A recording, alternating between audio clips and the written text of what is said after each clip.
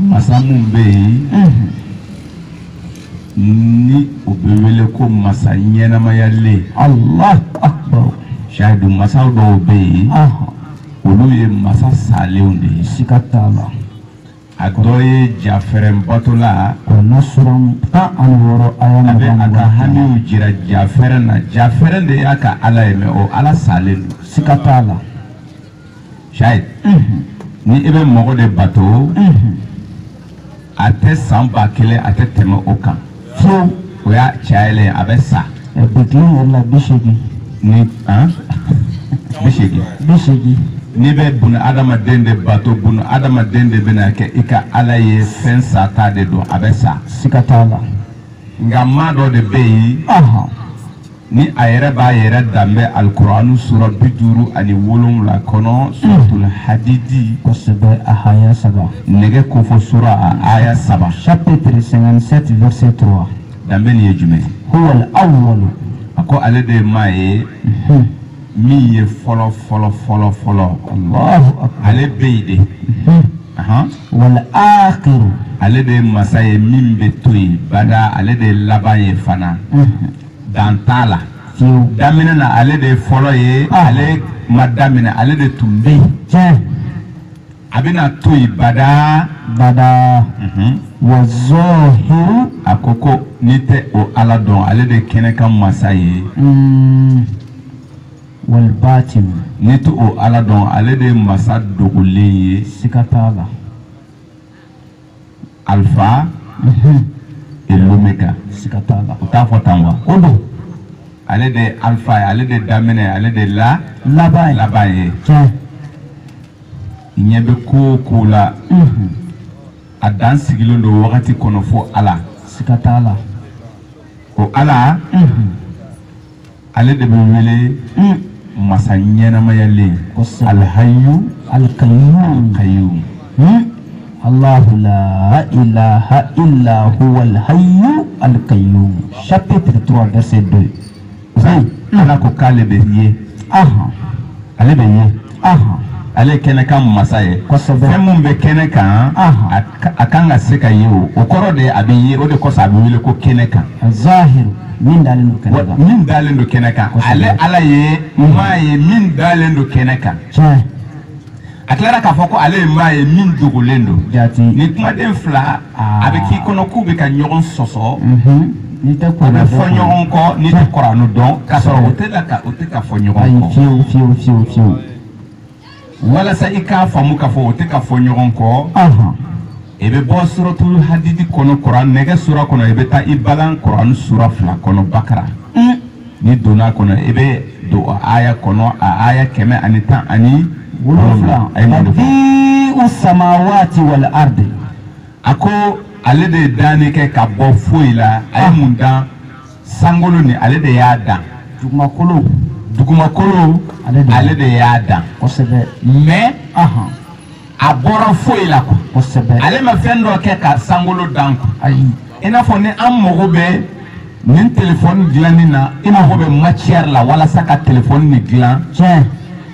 a ko k'ale ala tuma min ale y'a dan tigɛ k'a fɔ k'a bɛ sankolo dan ale ma jɔ fɛn dɔ la ale mago ma jɔ matière dɔ la k'a fɔ k'a bɛ sankolo dan n'a ye o ma kɛ a ma mago jɔ dugumakolo la fɛn dɔ la matière walasa ka dugumakolo dan n'a ye a ko k'a ma kɛ ten kɔ k'ale sankolo dan ka dugumakolo dan ka bɔ foyi la foyi tun tɛ yen. Allahu akbar. Ale ko de wa iza kada amran fa inna ma yaqulu lahu kun fayakun. Ale jɔra a kɛli kama dɔrɔn ale ko bɔn sankolo kɛ dugumakolo kɛ quoi. Allahu akbar. badi'u samawati wal ardi wa iza kada amran fa inna ma yaqulu lahu kun fayakun. Kumakan ale ala ko dɔrɔn kɛ a kɛra sankolo nana kɛ u yɛrɛ ma dugumakolo nana kɛ u yɛrɛ ma o kumakan a bɔra jɔn na Allahu jɔn de ye sankolo nin dan Allahu Allahu de ye sankolo dan kumakan in bɔra ale yɛrɛ de la kumakan in bɔra ale de la ka kɛ sankolo ye ka kɛ dugumakolo ye Allahu akbar siga t'a la e danna ka bɔ bɔgɔ de la ne danna ka bɔ bɔgɔ de la tiɲɛ a bɛ Kuran sura bisa aya 55 a bɛ sura 30 fana kɔ a kɔnɔ sura 32 aya 7 suratu sajida a aya 9 ka jigi kosɛbɛ ko aw danna ka bɔ bɔgɔ in de la bɔgɔ dun ye kumakan ye sankolo dun ye kumakan ye kumakan mun bɔra ale ala yɛrɛ la kumakan min ye ala yɛrɛ ye wa zahir donc n'i bɛ fɛ ka ala filɛ ka ala ye kana taa yɔrɔ jan i ɲɛ filɛ i ka dugukolo fɛnsɛ cogo lajɛ kɔ o de ye ala yeli ye Allahu akbar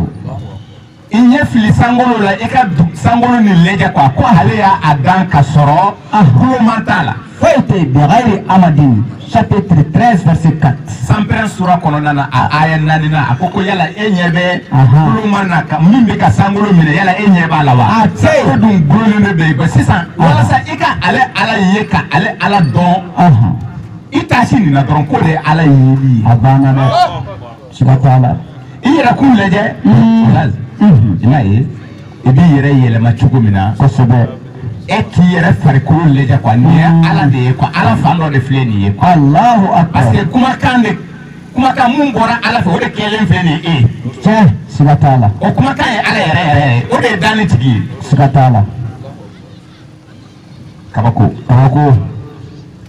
o la a bɛ sɔrɔ k'a f'i ye ko ɲɛ tɛ se ka da ale yɛrɛ min tun bɛ yen ni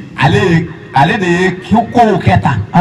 n'i bɛ fɛ ka ale yɛrɛ ye ko ɲɛ tɛ se ka da ale kan a y'o fɔ yɔrɔ jumɛn. chapitre 6 verset 103 suratul anam la tudrikuhul absaru wa huwa yudrikul absar ɲɛw tɛ se ka ale ala jati kɔni ye mais ale bɛ ɲɛw bɛɛ lajɛlen koli k'a ye ale bɛ fɛn bɛɛ ye mais fɛn bɛɛ ɲɛ tɛ se ka da ale kan. ayi fiyewu k'a lasa o tɛ se ka kɛ fiyewu k'a faranfasiya ayi a bɛ faamu tiɲɛ o la a terikɛ dɔ tun bɛ yen a n'o tun bɛ baro kɛ kosɛbɛ wa kalamallahi Musa Kuran sura 4 aya 164 Musa ni ala tun bɛ 164 baro kɛ i n'a fɔ an bɛ baro kɛ cogo min na. Allahu akbar. Zɛl. A bɛ ala mankan mɛn. A b'a mɛn. Ciden ma ca ale ma dɛ. Ale fana bɛ kuma ala b'a jaabi. Ko fɛn baro kɛ tan. Allahu akbar. Direct da ni da bouche à bouche. Da ani da. Tiɲɛ. Ala de bɛ ka nin fɔ an yɛrɛ alikɔrɔna kɔnɔna na. Chapitre 4 verset 164. A nana se yɔrɔ dɔ la. A ko sisan n tigi ala n b'a fɛ ka e yɛrɛ de ye. A ko ko sisan wagati sera i fana k'i yɛrɛ yira na san. Kosɛbɛ dɔ kɛra an mɛnna kuma ɲɔgɔnya la ten. A mɛnna kuma ɲɔgɔnya la ten. Kosɛbɛ. N b'a fɛ k'i yɛrɛ ye ala ko ko Musa ni bɛ Kuranɛ sɔrɔ 7 suratul Arafi a bɛ se 242 a bɛ yen ka taa bila 243 kosɛbɛ. A y'a 243 a bɛ yen a ko ne tigi sisan ne b'a fɛ ka e yɛrɛ de ye. Ko Musa bi ta y'o ye. Anzur ilayka. Tiɲɛ. Ko bi ta y'o ye. Awɔ. Ko Musa ɲɛ tɛ se ka da ne ala la. Fiyewu. Ɲɛ tɛ se ka da ne ala kan c'est impossible ɲɛ tɛ se ka da ne ala kan. O tɛ se ka kɛ. Lan tarani. Nka ban tɛ dɛ. Walakin. Ban tɛ dɛ. Fiyewu. Nka n bɛna. انظر الى الجبل kulun lajɛ bani. فإن استقر مكانه فسوف تراني. Ko ni kulun sera ka sabati. Ni ne ye. O la i na ne ye. Siga t'a la. Musa tora ka kuru belebeleba dɔ filɛ. Ala sinna k'i yɛrɛ yanga kulu nin kan. Kulu cira bɔgɔ. فلما تجلى ربه للجبل I b'a fɔ ko bombe atomique bɛ fili cogo min. A wulila ni. A y'a kɛ komi ŋɔmi. A y'a meleke kosɛbɛ ka ci ka mankanba bɔ. Musa yɛrɛ bɔra ka bin ka kiri. A ye kirina siɲɛ kelen pati sa. Musa bɔra a ka kiri na tuma min na ko sisan k'a to ten a ko ko Ala subhanaka ko sisan ne b'i ye tiɲɛ ya Ala tɛ se ka ye diɲɛ ŋɛɲɛ o tɛ se nka n'i bɛ fɛ ka Ala ye i ka dani lajɛ quoi dani ye Ala de ye quoi dani ninnu filɛ quoi o de ye Ala yeli ye kosɛbɛ. o la bi su in na an bɛ yan. An bɛ yan. Razali kɔnɔna na. O don. An ka foli kɛrɛnkɛrɛnnen bɛ yen ka taa dugutigi ma. A bɛ yen. Ani a kɔmɔgɔw. Kosɛbɛ mɔgɔbaw don. Alimamu. Ani a kɔmɔgɔw. Monsieur le maire a n'a ka conseiller an ka foli bɛ u bɛɛ lajɛlen. A bɛ. An nana kin kɔnɔ. Ka Ala t'a fɔ dɔɔni n'a ye Ala diya. Kosɛbɛ. Ka sɔrɔ ka taa. Tiɲɛ. An ka foli kɛrɛnkɛrɛnnen bɛ yen. Ka taa commune 1 Chahidu. U ka cɛsiri la. Kosɛbɛ.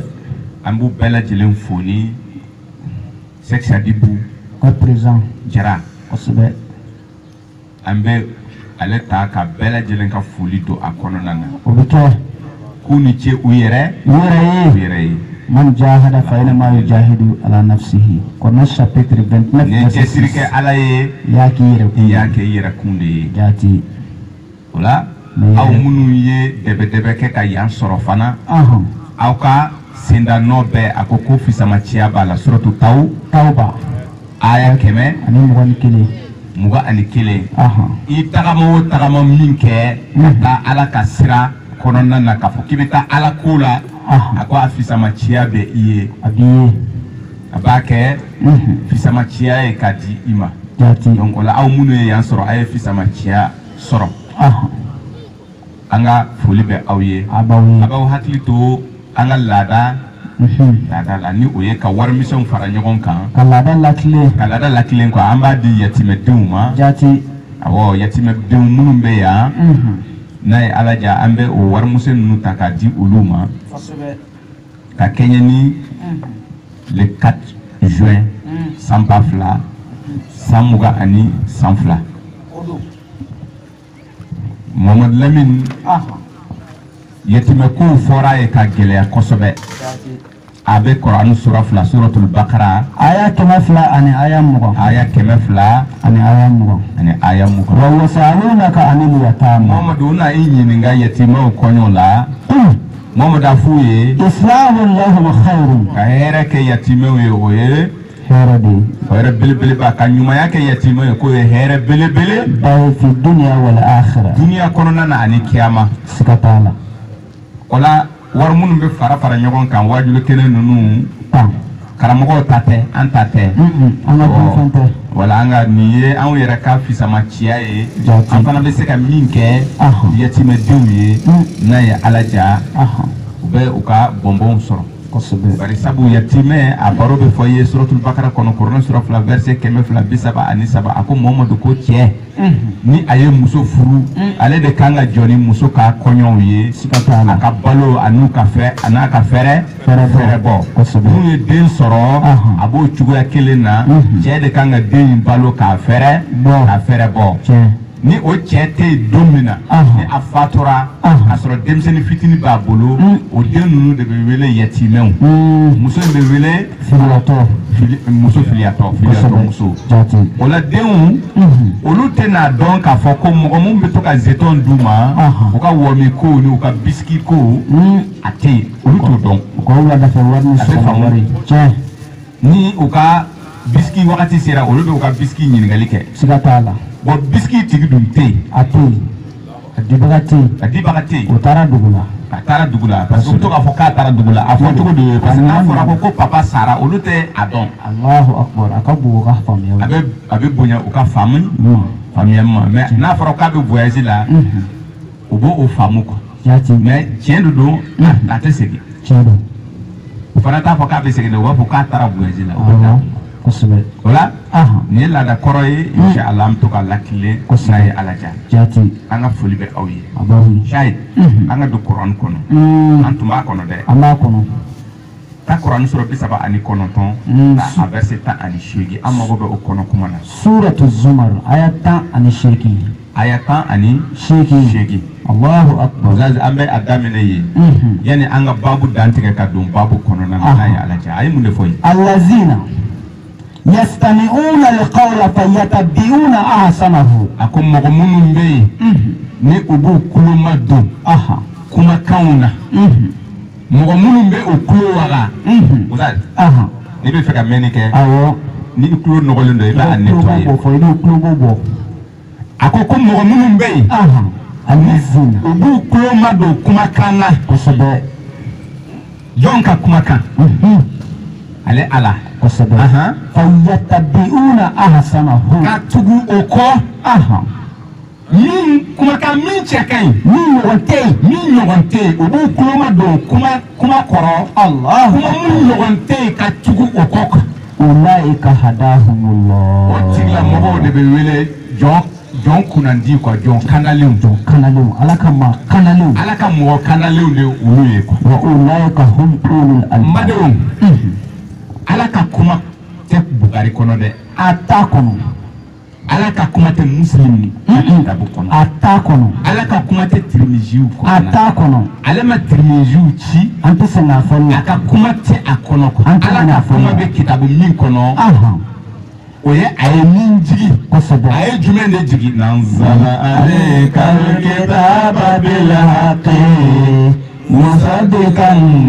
lima bayna yadayhi وأنزل التوراة والإنجيل قرآن سورة 7 سورة آل عمران آية 7 الله كتاب جيجي كان جاتي مصدقا لما بين يديه فن من تنبي كاكو إتاني وأنزل التوراة والإنجيل التوراة جيجي كاكو إكا كتابوني الله تويل الإنجيل جيجي كاكو إتاني Taurata Musa ambora ka Musa ka borofoni kona sura mwa anikile abina mishi Taurata Musa me Taurata Musa ala ka kuma kan de ba ko sigatala Linjila Isa ala ka kuma de ba ko non kona sura duru abina na haya woro Qur'anul Karim Qur'anul Muhammadun ala ka kuma kan de ba ko kona sura ta ani wulu fil aya bi shikina nanzilu Qur'an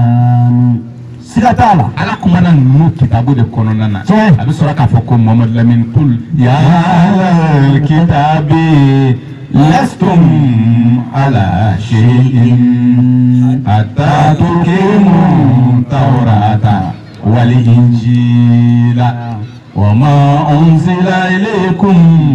min rabbikum Quran surah 2 suratul Maida suma minen ko fo surah a verset 2 ani Sheki ko Muhammad a fo kitabu tigu ye chapitre 5 verset 68 lestum ala shay'in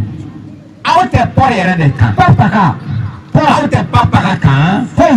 aw bɛ kɛ fɛn kan tuma jumɛn hatta tukimu tawrata ni tawrata tigi ye a ka tawrata minɛ ka a kuma fɔ ka a waliya wala a bɛ fɛn kan kosɛbɛ linjilatigi ka linjili minɛ wal injila k'a jɔ k'a kɔnɔ kuma fɔ k'a bila ba la a bɛ fɛn kan kosɛbɛ kɔrɔnatigi ka a ka kɔrɔna minɛ k'a kɔnɔ kuma ta k'a bila ba la kosɛbɛ a ko ni nin kitabu saba tɛ وما أنزل إليكم من ربكم لستم على شيء سكتالا ola i bɛ fɛn o fɛn min mɛn ko diinɛ ko la ko ala ko ten n'a ma bɔ kɔrɔna kɔnɔ a ma bɔ taruta kɔnɔ a ma bɔ linjila kɔnɔ kafiriya kuma de don. galalo ومن لم يحكم بما أنزل الله فأولئك هم الكافرون.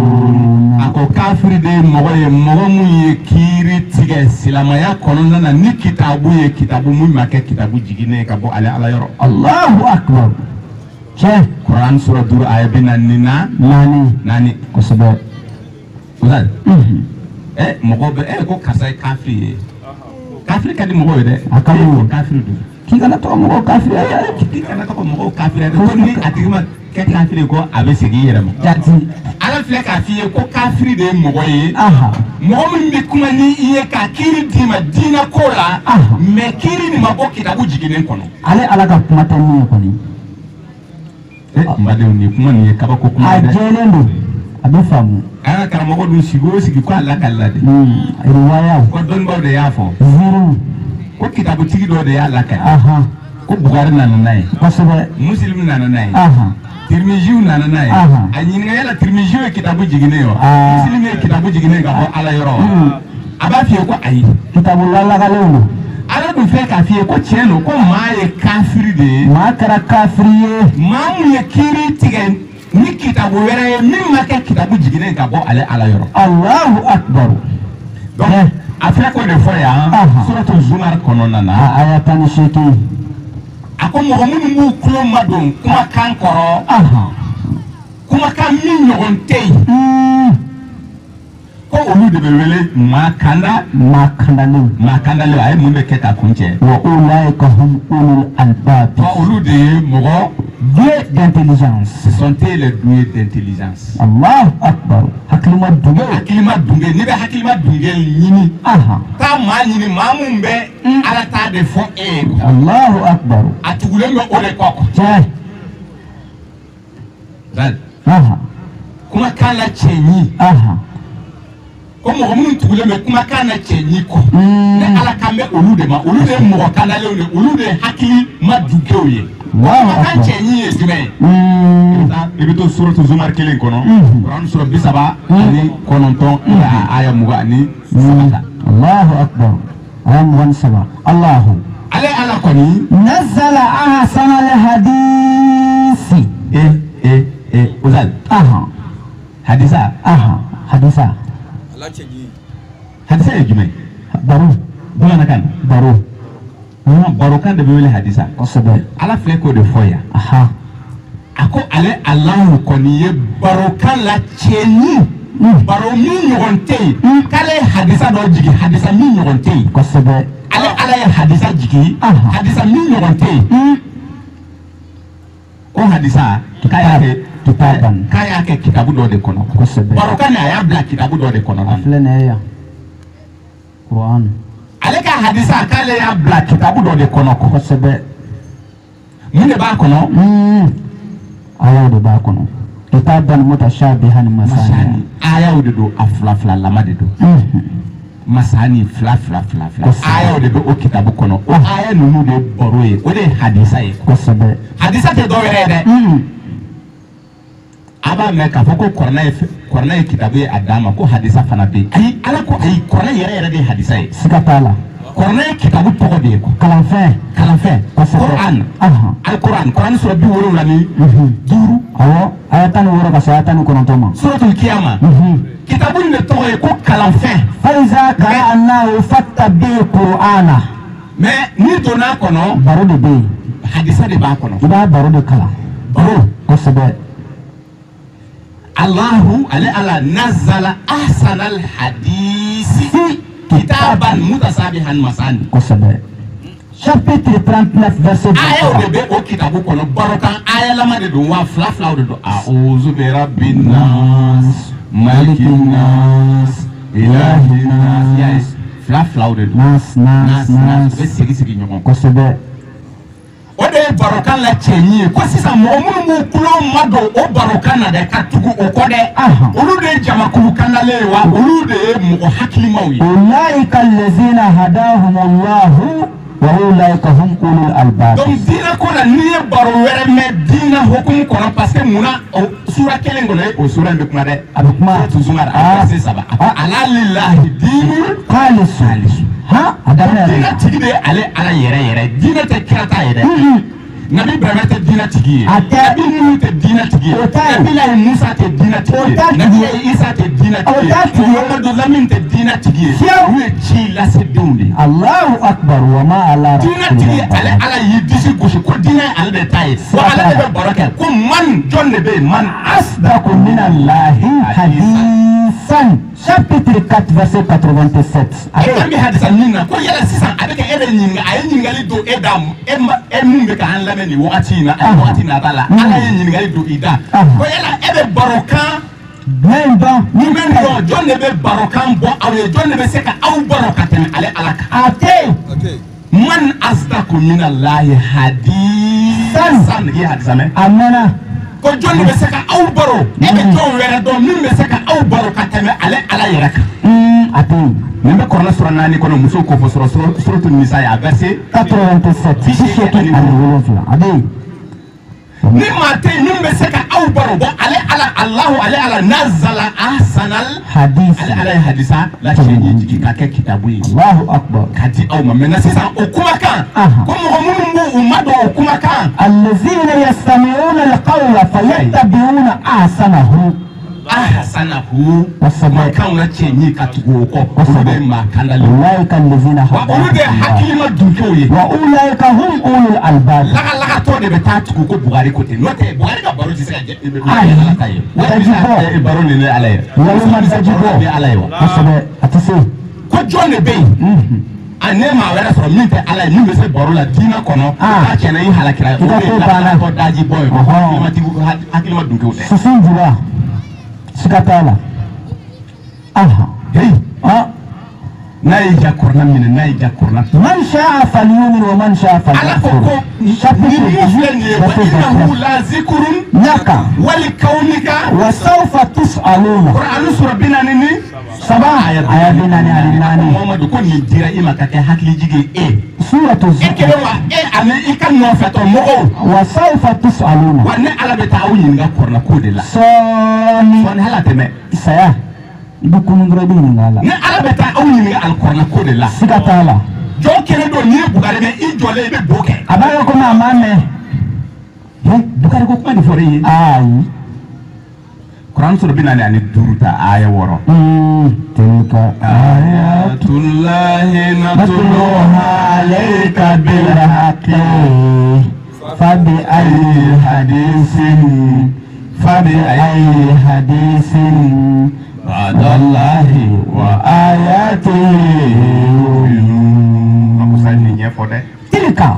ayatullahi kunne ale ala ka barokanw ye. ale ala ka ayaw de filɛ nin ye natluha alayka bil haqqi. an bɛ k'a kala e Mamadu ye ni tiɲɛ yɛrɛ yɛrɛ de ye. fabi ayyi hadisin barokan wɛrɛ jumɛn de bɛ yen tuguni ba'dallahi. e kan ka limana ni min ye min tɛ nin ye. wa ayatihi ala y'a sen bɔ a la. a sisan aw minnu ko aw sɔnna ni ala ye. ko ne ye hadisa min di ala kira ma ko o ye a aya lama de ye. kosɛbɛ siga t'a la. ko bɔn sisan o hadisa aya lama kɔfɛ aw bɛ taa limaniya hadisa wɛrɛ barokan wɛrɛ jumɛn de la min tɛ o ye. tuguni ala min sen bɔ a la. a ye sen bɔ a la. e m'a fɔ k'e bɛ Bugari minɛ tɛmɛ n'a ye. tɛmɛ n'a ye. e m'a fɔ ko muslim bɛ min fɔ k'e bɛ tɛmɛ n'a ye o de tɛ wa. tɛmɛ n'a ye kosɛbɛ. lagadara bɛ min fɔ e ye o de ye baro dina baro e bɛ tɛmɛ n'a ye o tɛ wa tɛmɛlen don o ye o tɛmɛ n'a ye ala ko yalima hakilima dunkew aw bɛ taa limaniya barokan wɛrɛ jumɛn na tuguni nin ye quoi Allahu akbar fabi ayi hadithin ba'dahu yu'minuna chapitre 77 verset 50 voilà e bɛ taa ɲininka min na sini e ani ne ani ala kira yɛrɛ n'i ka cogo la bi ala kira yɛrɛ bɛ taa ɲininka kitabu min kɔnɔ kuma na sini jɔ don ani e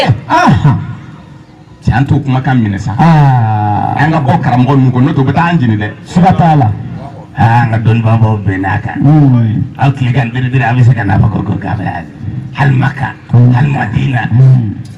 n'a da nɔgɔlen kosɛbɛ da tunlen an bɛ kɔrɔnɔ ko kuma na e bɛ seko ko kuma de la e bɛ seko kuma na e bɛ Maka ko kuma de la Madina foyi wagati sera an ka tiɲɛ fɔ ɲɔgɔn ɲɛna dɛ mɔgɔ min bɛ fɛ ka tiɲɛ minɛ ni ayi nkalon de ka di ye la ikraha fi din bali t'a la qad tabayyana rushdu min al-ghayy n'i ka bugari de ka di a dasa kan chapitre 2 verset 256 jɔ kɛnɛ don e bɛna ɲɛfɔ cogo min na o bɛ e ni ala de ni ɲɔgɔn cɛ siga t'a la ala kɔni ko k'a bɛna i ɲininka kɔrɔma ko in de la siga t'a la ale tɛ bato ni lakalikanw ye dɛ a bɛ bato ni a yɛrɛ ka kumakan de ye siga t'a la a yɛrɛ bɛ min fɔ i b'o de fɔ i b'o de kɛ tiɲɛ jɔ kɛnɛ don o ɲininkali tɛ caya o ayi ala ko seli n'i bɛ seli i kana seli gundu ولا تجهر بالصلاتك ولا تخافت بها وابتغي بين ذلك السبيل chapitre 17 suratul Isra ayat 1 verset 110 et dans ta salat ne récite pas à voix haute et ne la baisse pas trop mais cherche le juste milieu entre les deux an ka kalanfa Gawusu Traoré an ka foli ba ye a ye billahi a bɛ minnu fɔ ala k'a kɛ danni ye ka bila an dusukun kɔnɔ a da sera nin yɔrɔ in ma a ko kɔrɔ anu ye a bɛ aya jɛlenw de fɔ i ye kɔni nin tɛ nalen aya ye nalen ayaw bɛ yen i n'a fɔ a b'a fɔ ko ale bɛ su bɔ ɲɛnama na a bɛ ɲɛnama bɔ su la o ye nalen kumaw de chapitre 30 verset 19 yukhrijul hayya min al-mayti wa yukhrijul mayyita min al-hayy kana seli gundo seli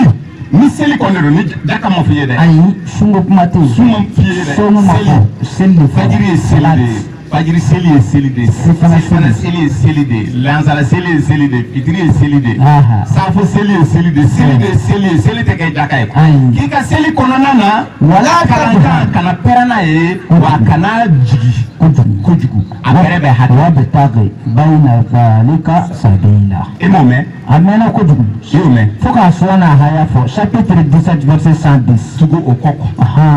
allezina yastami'una o kuma na i ka tugu o kɔ fayattabi'una ahsanahu o de ye hakilima yɛrɛ ye ulaika hadahumullah bari sabu jɔ kɛnɛ don ne ala bɛ taa aw ɲininka nin de la siga t'a la e dun bɛ ka seli fana gundu e bɛ lansara gundu e bɛ jɔ fajiri fitiri jɔ laban i b'a gundu safo jɔ laban fila u b'a gundu mais e bɛ se ka taa nin ɲɛfɔ ala ɲɛkɔrɔ cogo di aya yiralen kɔrɔ ko ila sura yiralen kɔrɔ ko ila i bɛ se ka taa nin ɲɛfɔ cogo di k'a fɔ k'e tun bɛ ka i ka seli gunda e m'a mɛn k'a fɔ ko seli bɛ gundu kɔrɔna kɔnɔ a y'a mɛn suratul Isra ala k'an dɛmɛ rabbana wa taqabbal du'a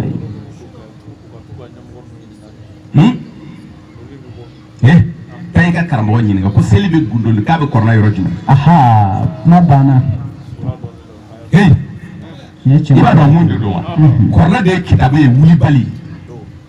ala ka kuma de ye wulibali ye wa tamat kalimatu rabbika sidqan wa adlan badila li kalimati siga t'a la chapitre 6 verset 115 suratul An'am ala ka kuma tɛ wuli cogo t'a la i tɛ se ka falen yɛlɛma cogo foyi t'a la i b'a bila de ka taa dɔ wɛrɛ minɛ mais k'a fɔ ko e bɛ ala ka kuma yɛlɛma i tɛ se ka yɛlɛma dɛ seli tɛ gundo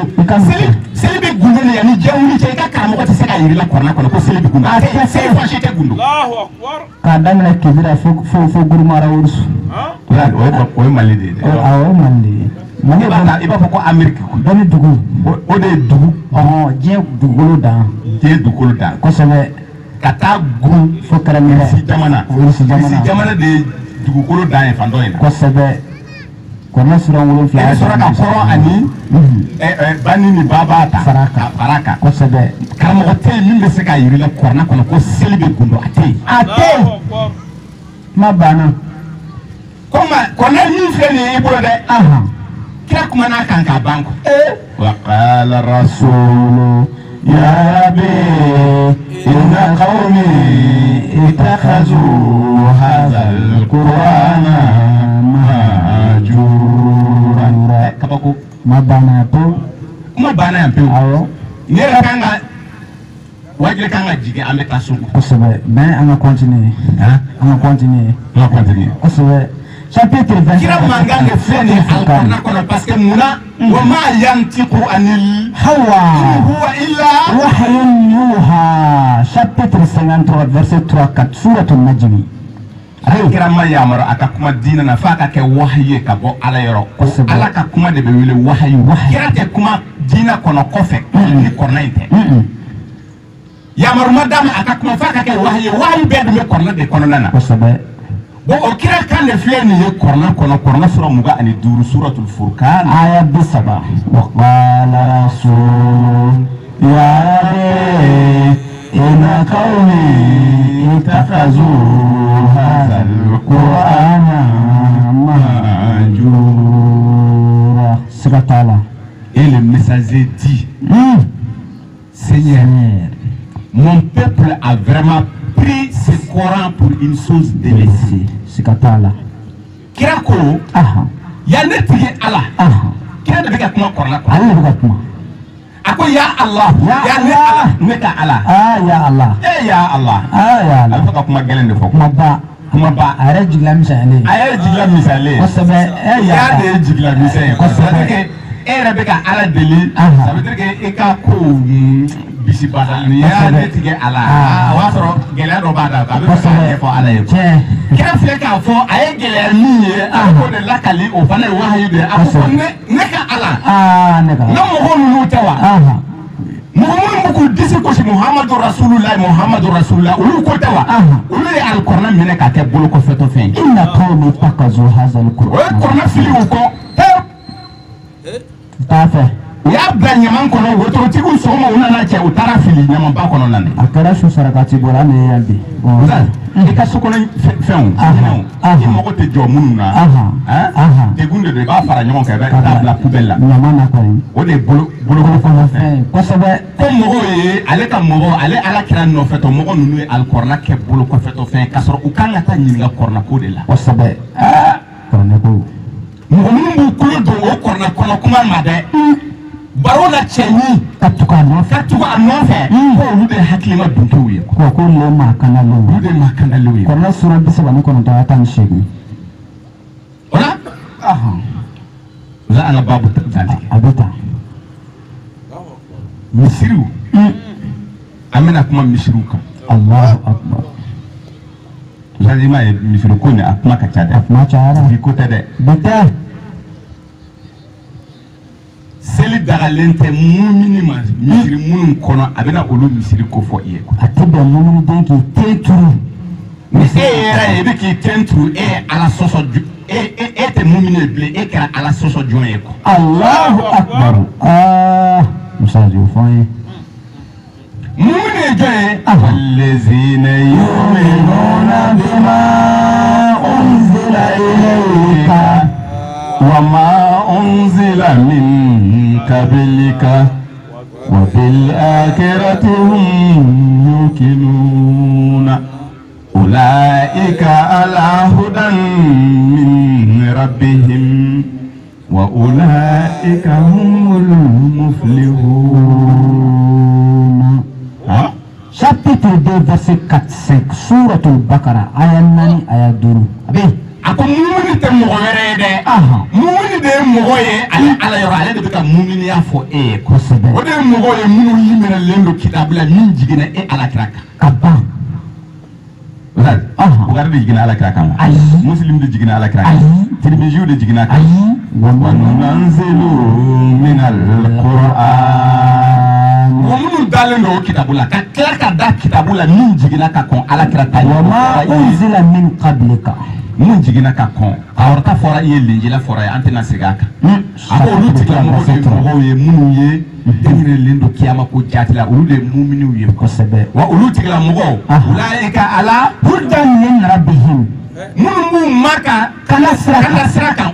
jati ka olu don a ye kuma nana tuguni ya ye kosɛbɛ misali ni kumakan wɛrɛ b'i bolo diinɛ na min tɛ kitabu jiginnen kɔnɔ kuma ye i bɛ ŋaɲa de fɛ quoi i t'a tiɲɛna ka ban alakira fama za ba'da al-haqqi illa dalal foyi t'o kuma de bɛ ka fɔ i ye k'a sɛbɛkɔrɔ f'i ye ko kuma minnu bɛ kitabu jiginnen ko olu de ale ka kuma ye o de ye diinɛ kuma ye kuma minnu bɛ d'i ma ko ala kalila o tɛ ala ka kuma ye o t'a dɔ ye a tɛ y'a ye a ko olu de ye mɔgɔ ye minnu b'u tigɛ ala ka kanda sira jati kɔni kan kosɛbɛ wa ulaika humul muflihun olu ye maa gagnenw maa nɛrɛtigiw ye olu de ye maa gagnenw kosɛbɛ kuma in bɛ ka adressé olu de la jati bɛɛ tɛ dɛ olu kan ka seli misiri minnu kɔnɔ o man kan tɛ ka seli misiri minnu kɔnɔna na bɛna fɔ bi o de bɛna ɲɛfɔ i ɲɛna kosɛbɛ ala ye mun de fɔ suratu mariyama kɔnɔ i b'o ta Corona chapitre 19 a verset 65 a verset 65 rabbu samawati wal ardi wama bainahuma fa'buduhu wastabir li ibadati dɔɔni usaz kabako kuma filɛ dɛ kosɛbɛ rabbu samawati o ye jumɛn ye sankolo ma sankolo tigi a bɛ faamu sankolo tigi ani dugumakolo tigi wama bainahuma ani fɛn minnu b'u ni ɲɔgɔn cɛ tigi i bɛ tigi dɔn o la ayi kira ninnu de ye sankolo tigi ya ayi olu nana sɔrɔ yen usaz mɔgɔ bɛ bonya ni kiraw ya ayi fiyewu ala bɛ kiraw ka daraja fɔ ye kɔrɔna sɔrɔ 6 kɔnɔna na suratul anami a verset 83 ka jigin ka taa bila 87 fo ka taa bila 90 a ko ciden kelen o kelen ka fisa ni diɲɛ a n'a kɔnɔfɛn ye kosɛbɛ ale ala yɔrɔ ji kira ninnu ye ale ka mɔgɔ u ka valeur a ka fisa ni diɲɛ ani a kɔnɔfɛn ye kosɛbɛ nka olu tɛ sankolo tigi ye dugumakolo tigi tɛ o tɛ olu tɛ bato kɔ ayi a ko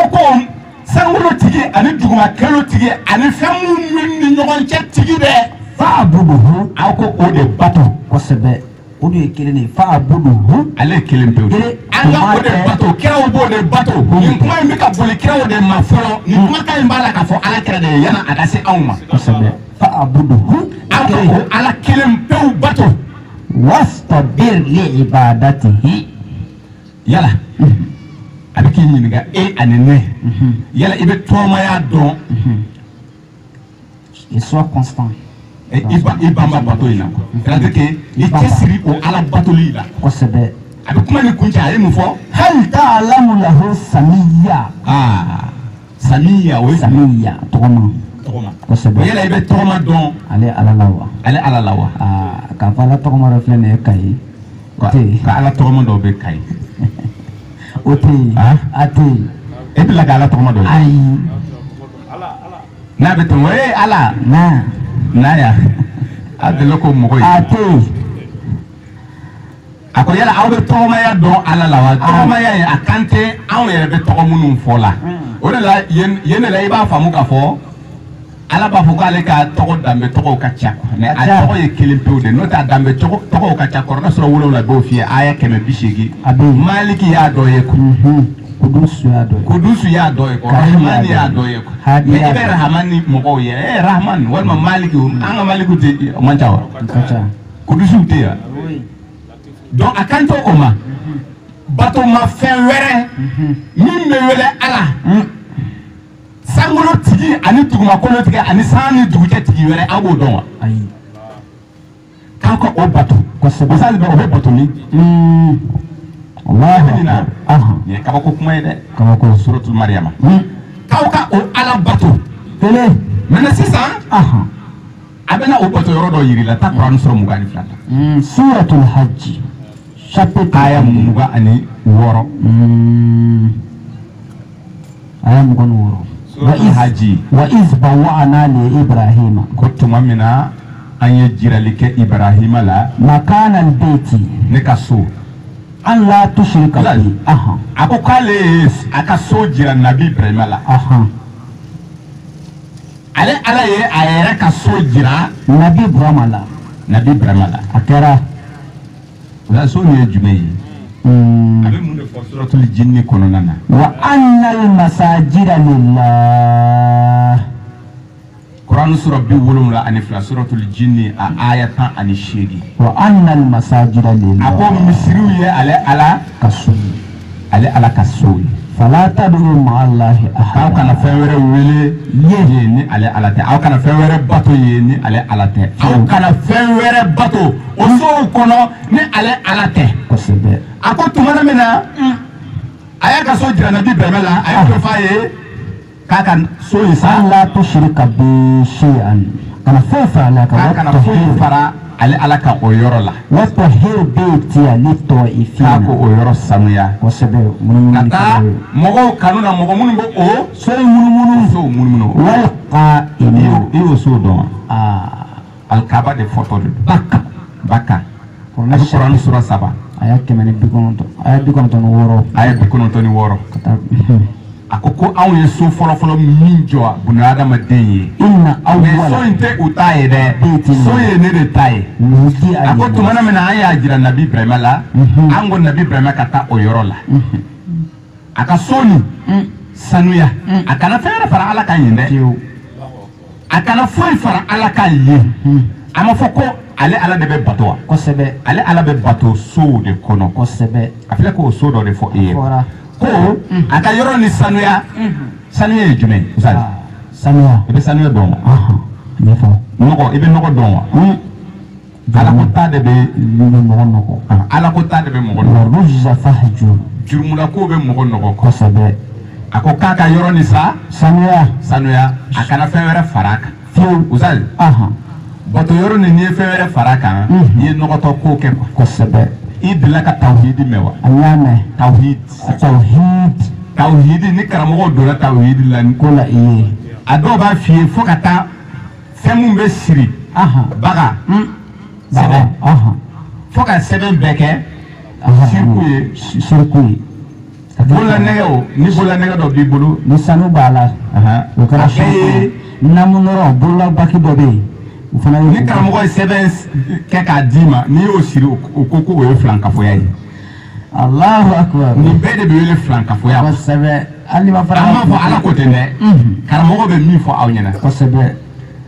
mais hali duloki dɛsɛ o misiriw kɔnɔna na ala kelen pewu kan ka bato misiri mun kɔnɔ taalen ɲɛ i bɛna ye kosɛbɛ o ye lolow dilan ka bila o misiriw kɔnɔ o ye kalow dilan ka bila o misiri kɔnɔ o bɛ ala bato o kɔnɔna na Allahu akbar ni siriku tɛ fila ye o de ye siriku ye Allahu akbar ni filankafoya ye fɔ o fana ye filankafoya ye siga t'a la ala kelen kan ka bato yɔrɔ min na o taara ala ka danfɛn dilan k'a bila ye k'a sɔrɔ ala ni o ngala ninnu ala ye an gɛn ka bɔ o ngala ninnu batolen na mɔgɔ minnu b'o ngalaw bato o bɛ yen o bɛ fɛnw lese a bɛ Kuranɛ sɔrɔ 37 suratu Safat a bɛ se 95 ani 5 96 Nabi Ibrahima ye i kanto a ka manto mɔgɔ yala aw bɛ fɛn lese ni aw tɛgɛ ye ko wa tiɲɛ mais o don tile ma kalo de leselen bɛ u bolo kilew de leselen bɛ u bolo ni u b'a bato ala place la kosɛbɛ maintenant ala ko an ka ale bato a ka so ye ale de ta ye ale tɛ tɔgɔmaya fɛ ale keleya ka bon il est un dieu jaloux e tilara ka taa sankolo kɔnɔfɛn lajɛ ka tile ani kalo i y'o dilan ni nɛgɛw ni ziraw ye e tilara ka taa misiri kɔnɔ ka o nɛgɛ a kalolama ani a lololama k'o dilan k'a bila min bari sujudu yɛrɛ bɛ bin ka bɛn ni yɔrɔ min na k'o bila k'a lege ka sɔrɔ ka a ka tangananbere k'o fana kɛ kalo ni lolo ye a b'a bolo kosɛbɛ a ka siège a bɛ sigi siège min kan kalo ni lolo belebeleba dilanlen don kosɛbɛ a bɛ k'i jɔsi a la a bɛ tawhidi ko kuma na Allahu akbar ale yɛrɛ minɛna fɔlɔ tiɲɛ zali a ko Nabi Ibrahima i bɛ so sanuya kana fɛn wɛrɛ fara ala kan fiyewu wala tushrik an la tushrik bi shay'an foyi a ko so in sa wa tahhir baitiya so in sanuya li ta'ifina ka taa maaw kan nɔ minnu bɛ so in munumunu ani wal qa'imin minnu bɛ to ka jɔ kosɛbɛ والركع السجود ركوك والسجود كسجودك ويجمع akala sele sisan abeka kemi so ina kosebe sujudu bi yoro masjidu sujudu bi yoro masajidu so kosebe so masjidul haram masjidul aqsa Quran suratani wolumla verset folo sujudu bi yoro ko ni to ay haram ya ani aqsa donc sujudu bi so munun kono o de ala ka soyi kosebe ako ni be kana fewera fara alaka ko o so sanuya ale ala tomate ale la kosebe kana fewera bato ka fara ale alaka o yoro la ale kele ka bu oma abena misri classe 600 ka fo iye ka fo ala kira ye o misri kana jo o misri kono de ni ne ye o misri kono bi kuna goya de sikatala fona ya sara itado so ka donki tugu ka taa sujudu biye ale ala ta jenai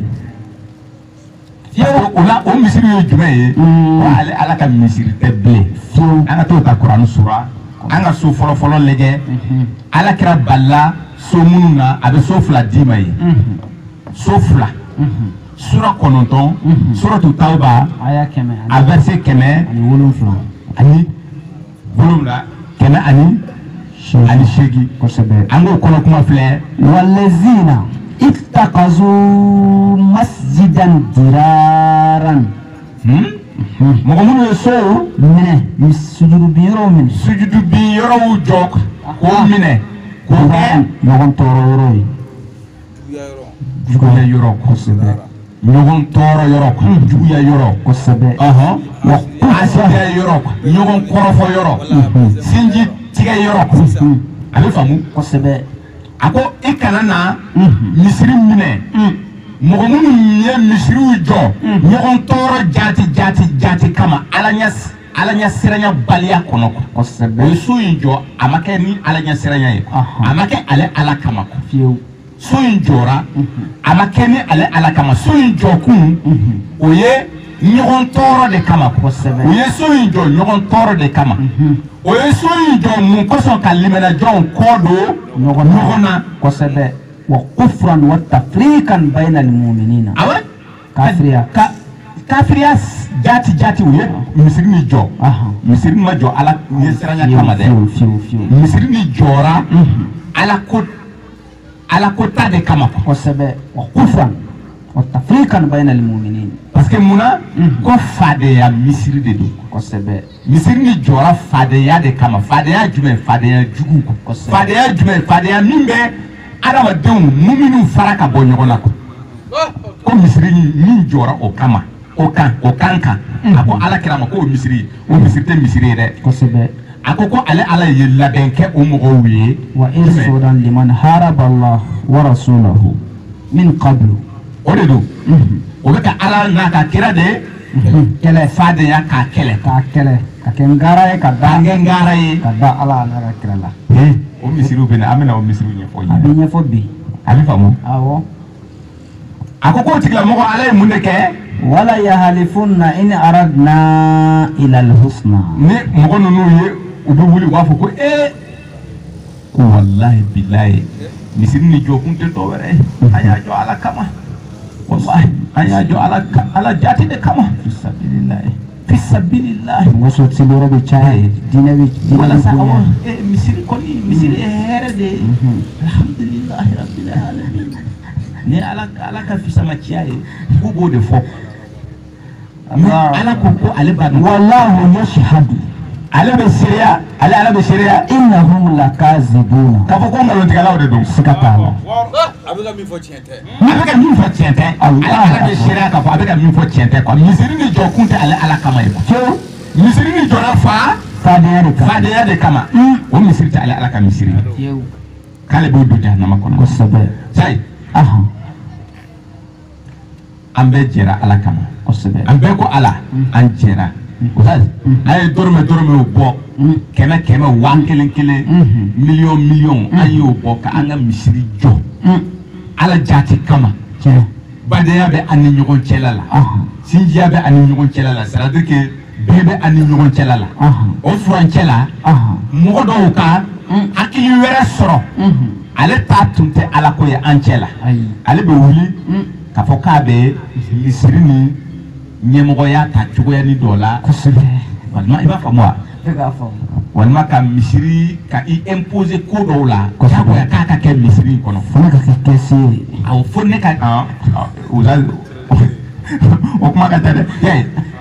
parce que o business de bɛ misiri kɔnɔna na a b'a misiri caman ci dɛ y'a ye alimamuya falakoya kosɛbɛ o tɛ kabako don dɛ jɔyɔrɔko kɛlɛ ka don o misiri mɔgɔw ni ɲɔgɔn cɛ kosɛbɛ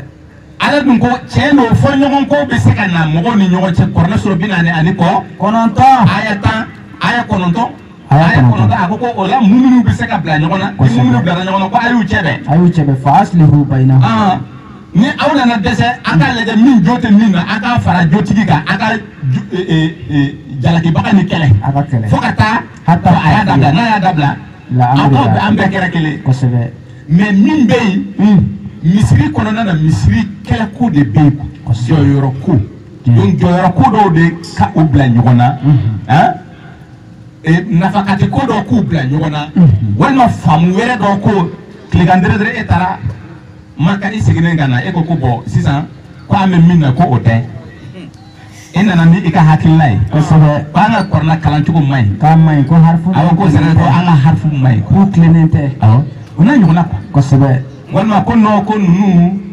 bɔn u ka alimamu bɛ u bɛ nasiw bɔ quoi kosɛbɛ nasi bida de don bida c'est-à-dire ko kura quoi i ma o n'a ɲɔgɔnna quoi kosɛbɛ donc sisan a b'a essayer k'a fɔ k'a b'i imposer sɔn ma kɛ min ma sisan k'a k'i imposer parce que a taara taabolo min kalan a bɛ fɛ k'o de waleya sisan yan jaati comme a m'o ɲɛ sɔrɔ a b'a ka patron ninnu wele u bɛ pétrole dollar bila ka na kosɛbɛ wari dollar wari pétrole wari pétrole dollar o bilalen ka na a bɛ munumunu a tɛ taa yɔrɔ jan dɛ a bɛ terrain dɔ ɲini misiri dɔ in kɛrɛfɛ fadenya a bɛ taa o misiri jɔ sisan n'a y'o misiri jɔ a bɛ to ka na i kɔkisɛ kɔ alhamdulilayi abudulayi kabini ne ka misiri jɔ matigi ye dɛ alhamdulilayi rabbil alamin ala ko don an ye nin kɛ walasa yɔrɔw ka surunya alhamdulilayi nin bɛɛ ye ala ko de ala ko tiɲɛ tɛ dɛ k'a ye misiri ni jɔ fadenya de kama innahum lakazibun nkalontigɛla don a dɔn a taatɔ don bolo a bɛ don bolo kan walasa i ka taa kɔ i m'a fɔ ma awɔ donc sisan e fana b'a fɔ ko baasi t'a la e bɛ taa seli ye siɲɛ kelen quoi kosɛbɛ alimami ma i taatɔ la yen ko tiɲɛ fana farala o kan kosɛbɛ misiri min kɛra jumɛn sisan a kɛra ka ɲɔgɔn fara ka ɲɔgɔn fara a ka alimamu ni a ma kalan kana jigin an na koyi an tun y'a ɲini ka alimamu dɔ bila yen mais an ma sɔn bon ala ko don ni an ma sɔn ni se b'a ye wajibi bilen de an bɛ misiri dɔ jɔ alhamdulilayi rabbil alamin a ko ala ko tɛ dɛ a misiri don ko Mamadu Lamini ko o misiri nin kana taa yen dɛ o t'i taa yɔrɔ ye ayi fiyewu o la a bɛ ka ala kɛra kalan taa n'a ye la takun fihi abadan la takun fihi abada Muhammadu abada in tɛ bamanankan ye dɛ abada ni ye kumaden ye min taara arabu kan na kosɛbɛ ko Muhammadu abada kana jɔ o misiri kɔnɔ fiyewu kana jɔ yen fiyewu ka n'i sen da ye k'a fɔ k'i bɛ jɔ ka seli a m'a fɔ suratul Haji kɔnɔ Ibrahima ka sura k'a ye min na minnu bɛ jɔ ka ruku kɛ ka sujudu kɛ a bɛ k'a fɔ ala kɛra misiri mun jɔra fadenya kama misiri dɔ tun bɛ yen mais filanan nana jɔ mais filanan jɔra Ozazi o histoire ninnu tɛ dogo ayi fɛn dɔ de bɛ kɛ misiri bɛ jɔ a bɛ kɛnɛ kan kosɛbɛ minnu ye wala o n'a ɲɔgɔnna donc sisan misiri mun jɔra kɛrɛfɛ ye k'a sɔrɔ misiri fɔlɔ nin bɛ yen a tariku dɔɔnin don misiri bɛ jɔra kun min na a bɛ fɔ ala kama de an y'a jɔ mais a jɔkun jati a dogolen tɛ mɔgɔw la sous couvert don ala ye sous couvert a ko o misiri ko abada Muhammadu kana jɔ o misiri kɔnɔ fiyewu Muhammadu kɛra jumɛn ye Quran sura bisabani saba ayam wani kile laqad kana lakum fi rasulillahi uswatun hasana ala kera la dege bagala son herama ye aw bolo ni auto ye ni auta ye ala ko ye ani kiyama laba kosabe liman kana yarju Allah wal yawmal akhir abe famu ala kera la dege bagala son herama ala kera te ala soso ay misiri ko ma damine bi de misiri manga munu be sena jamana kono aha bi ko tere bita fada ya misiri nunu ma damine bi de bi ala kera kier o misiri jora akunde ay ala kera la donne akoko misiri min ba ala ka jo aha ni a jɔlen filɛ nin ni u b'a la k'a fɔ k'u y'a jɔ ala kama k'u ma jɔ ala kama k'u y'a jɔ ala ɲɛ siranya de kan kosɛbɛ k'u y'a jɔ ka muminiw kɔ don ɲɔgɔn na de k'u y'a jɔ aha non jurumuna ko de tɛ wa awɔ don ka mɔgɔw cɛ fara o tɛ jurumuna ko ye afrikan bɛna voilà donc o so in ma sanu quoi fiyewu a ko Mohamed Lamine Fadenya misiri ka ni i sen jɔ o misiri kana kɛ a ye mun de tugu a la la masjidun usisa o misiri mun fɔlɔ jɔra ala ɲɛ siranya kan min awali yawmin ahaqqu an taquma fihi o de ni i ka taa jɔ o de n'a ka kan o de ni jɔli ka kan oui misiri minnu jɔra bi a daminɛ ala ɲɛ siranya kama c'est à dire aw ma kɛlɛ k'a jɔ dɛ aw bɛnna de kosɛbɛ ka misiri ni jɔ mais taali ɲɛ mɔgɔw fɔnkɔɲɔgɔnya nana don aw ni ɲɔgɔn cɛ a dɔw ye jɔyɔrɔ kɛlɛ ye a dɔw ye nafoloko kɛlɛ ye kosɛbɛ o de tɛ wa o don donc dɔ k'i fosi o misiri kɔnɔ ka taa misiri wɛrɛ jɔ ko o misiri ye faden misiri de ye kosɛbɛ ko e ka jɔ misiri fɔlɔfɔlɔ min jɔra ala ɲɛ siranya kama dɛ k'o de ka ɲi kosɛbɛ o de n'a ka o de ka kan a ka kan i ka jɔ ye a ka kan i ka jɔ ye kosɛbɛ maintenant o misiri taamasiyɛn dɔ de bɛna fɔ i ɲɛna quoi fihi rijalun balaw de filɛ nin ye balaw filɛ o misiri qualité bɛ yen ko o misiri i bɛ cɛw dɔrɔn de sɔrɔ o misiri kɔnɔ quoi fihi rijalun cɛw Allahu akbar zan misiri o misiri n'i taara sɔrɔ cɛ ni musow de bɛ yen o misiri kɔnɔna na i sen na teliya i ka tɛmɛ yen quoi i bɛ degun kɛ k'a lajɛ n'i ye muso ye dɔrɔn i b'i yɛrɛ ta siga t'a la nin kuma ni a bɛ mɔgɔw tɔɔrɔ dɛ kojugu ale bɛ seli muso misiri la a b'ale tɔɔrɔ kɛ nka nin kuma nin bɛ fɔ dɛ siga t'a la a bɛ fɔ mun na a fɔlen tɛ nin ala ka kuma de don wuli cogo foyi de fana t'a la siga t'a la ko cɛw i bɛ cɛw de sɔrɔ o misiri masina kɔnɔ misiri mun ni i ka i sen don ka jɔ min n'a ka kan dɛ o ye misiri min jɔra depuis a daminɛ ala ɲɛ siranya kama min jɔra wa o misiri kɔnɔna na i bɛ cɛw de sɔrɔ a kɔnɔna na muso t'a la rijalu siga t'a la n'i ma faamu ta usa ta Quran sura 24 ta suratu nur a verset 36 37 a bɛ taamasiyɛn wɛrɛ fana fara a kan kosɛbɛ fi buyutin sow kɔnɔ azina jɛn kɛra an turfa wa yuskara fiha ismuhu ale ala tɔgɔ ka fɔ yen k'a kɔrɔta ale tɔgɔ ka fɔ ye k'a kɔrɔta ala tɔgɔ ye jumɛn i bɛ taa Kuranɛ sura 37 verset 35 innahum iza qila lahum n'a fɔra u ɲɛna k'u ka la ilaha illallah yastakbirun ala dun ko Kuranɛ sura 17 suratul Isra a verset 110 a daminɛ a ko a ye ulidu Allah awudu ale ala de tɔgɔ ye Allahu a tɔgɔ de ye ala ye Allahu maintenant sisan n'a fɔra mɔgɔw k'a fɔ la ilaha illallah sura dɔ in kɔnɔ ko yɛrɛ bonya b'u minɛ kosɛbɛ k'a sɔrɔ suratul Nur kɔnɔ fi buyutin ko sow kɔnɔ azina Allahu jɛn kɛra an turfa wa yuskara fiha ismuhu ale ala tɔgɔ ka fɔ yen fɔ ka kɔrɔta kosɛbɛ tɔgɔ ye jumɛn la ilaha illallah la ilaha illallah la ilaha illallah la ilaha illallah la ilaha illallah la ilaha illallah la ilaha illallah la ilaha illallah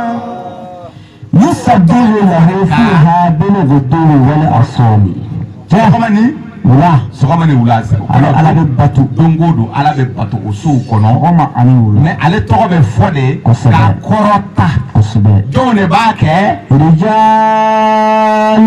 cɛw la tulhihim tijaratu minnu sanni feere tɛ an zikrullah sanni feere tɛ u la ɲina ala ko suma in na quoi ni wagati sera dɔrɔn u hakili bɛ ala ko suma la quoi o bɛ taa cɛw cɛ caman quoi o bɛ taa ɲɔgɔn sɔrɔ o sow kɔnɔ o bɛ kɛlima kɛ k'o bɛ la ilaha illallah fɔ quoi kɔrɔna sɔrɔ 87 m'o f'i ye ayata 4 tan 5 kosɛbɛ kad aflaha man tazakka ko maa kisira maa mun y'a yɛrɛ kun sa sanuya wa zakara isma rabbihi k'a tigi ala tɔgɔ fɔ fasola ka sɔrɔ ka seli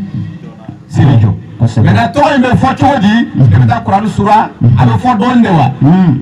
ayi kurani sura 33 suratul lazabi a verset 40 ani kelen ya ayyuhal ladzina amanu aw minnu limaniyara aw de ko don uskurullaha a ye tɔgɔ in fɔ zikran kathiran ka caya kosɛbɛ a bɛ la ilaha illallah de fɔ ka caya jati ko nka suratul nisa'i aya 142 a ye mun fɔ ko munafiki se k'a fɔ wala yazkurullaha illa qalilan Allahu akbar fo dɔɔni fitini ko munafiku wa ko tɛ la ilaha illallah fɔ dɛ ko seliji talen kɔfɛ k'u bɛ la ilaha illallah fitini dɔrɔn de fɔ kosɛbɛ donc n'u ye seliji ta dɔrɔn i bɛna ye u b'i tɛgɛ ni kɛ ten ashhadu an la ilaha illallah la sharika lahu ashhadu anna muhammadan o y'a sɔrɔ a bɛ ka promotion kɛ ten o y'a bannen ha o y'a ye ka seli jɔ k'a sɔrɔ ala ko i bɛ seliji ta k'a tigi ala tɔgɔ fɔ k'a caya kosɛbɛ la ilaha la ilaha illallah la ilaha illallah la ilaha illallah la ilaha illallah la ilaha illallah la ilaha illallah la ilaha illallah la ilaha illallah la ilaha illallah la ilaha illallah mais ko cɛw rijalun nin kuma nin ye tiɲɛ ye siga t'a la ko mankan mun bɛ kɛ ale ala ka so o de ye ala nin yɔrɔ ye siga t'a la a ko k'a ma jinɛ ani adamadenw dan dɔ wɛrɛ kama o ka ale ala bato wa ale tɔgɔ in de ka fisa ni tɔgɔ bɛɛ ye kurani sura 7 aya 180 ale tɔgɔ de ka di ale ye ni fɛn bɛɛ ye wa tɔgɔ in de ka fɔ k'a caya o de kosɔn a ye mɛlɛkɛw bila sankolow kɔnɔ kurani sura 42 suratul asura aya 5 takadu samawati sangolo i b'a fɔ ko sangolo ka cɛci ka bɔ min fawqihinna wa yusabbihuna bihamdi rabbihim atene kosɛbɛ mɛlɛkɛw ka subhanallah fɔ ani u ka alhamdulillah fɔ sangolo kɔnɔ u bɛ allahu fɔli min kɛ sangolo kɔnɔ i b'a fɔ ko sangolo ka cɛci ka bɔ ɲɔgɔn na u ka mankan fɛ jati donc o de kosɔn a ko k'ale ye yamaru kɛ sow kɔnɔ cɛw dama ka taa jɔ ye mais u bɛ la ilaha illallah de fɔ seliji talen kɔfɛ u bɛ kelima de kɛ u b'a tɔgɔ de fɔ ka caya kosɛbɛ k'a kɔrɔta k'u bɛ sɔrɔ ka seli jɔ ko Muhamadu ko o so ɲini i ka t'i jɔ yen kosɛbɛ a bɛ faamu a bɛ ka faamu wala musow ka place yɔrɔ jumɛn o la seli la olu fana ka sujudu bin yɔrɔ bɛ fɔ u ye kosɛbɛ o sa ta kurani sɔrɔ 37 suratul lazabi wa karna fi buyutikunna Muhamadu a fɔ muso ninnu ye k'u ka sabati u ka sow kɔnɔ fala tabarrujna u kana na u yɛrɛ labila i n'a fɔ ko jahili musow b'u yɛrɛ labila cogo min na kosɛbɛ wa aqimna salata k'aw ka seli ni jɔ aw ka sow wa atina zakata a k'a ka jakaw bɔ a ka sow kɔnɔ wa atina allaha wa rasula a ka ala n'a ka ciden bonya kosɛbɛ o sow kɔnɔna na jati min bɛ fɔ aw ye ala ko la aw k'a mara aw ka sow kɔnɔ mais aw k'a ka seli aw bɛ aw ka seli jɔ kosɛbɛ aw b'aw ka seli jɔ aw ka sow de kɔnɔna na jati musow a ye seli aw ka sow kɔnɔ a ye jaka bɔ ka aw to aw ka sow kɔnɔna na kosɛbɛ musow ka place de filɛ nin ye u ka ala bato a bɛ kɛ sow kɔnɔ u ka sow kɔnɔna na jati cɛw dama k'u ka taa ala ka so u ka fara ɲɔgɔn kan kosɛbɛ cɛw dama jati o de kosɔn karamɔgɔ ninnu n'u bɛ wajibi kɛ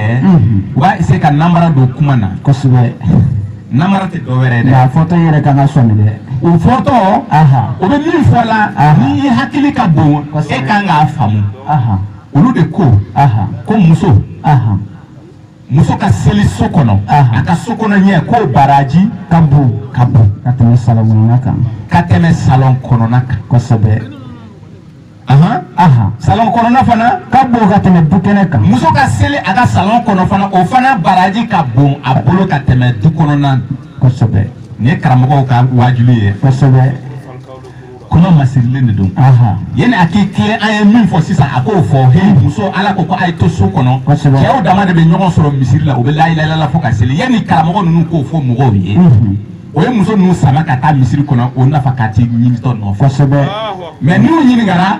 o bɛ fɛ ka kuma ni dabiri cogoya dɔ la kosɛbɛ mais n'i hakili ka bɔ dɔrɔn i bɛ se k'a faamu o yɛrɛ ko sokɔnɔ ɲɛ muso ka seli a ka sokɔnɔ ɲɛ k'o baraji ka bon ka tɛmɛ a ka salon kɔnɔna na a ka seli a ka salon kɔnɔ fana o fana baraji ka bon ka tɛmɛ a ka du kɔnɔ ɲɛ kosɛbɛ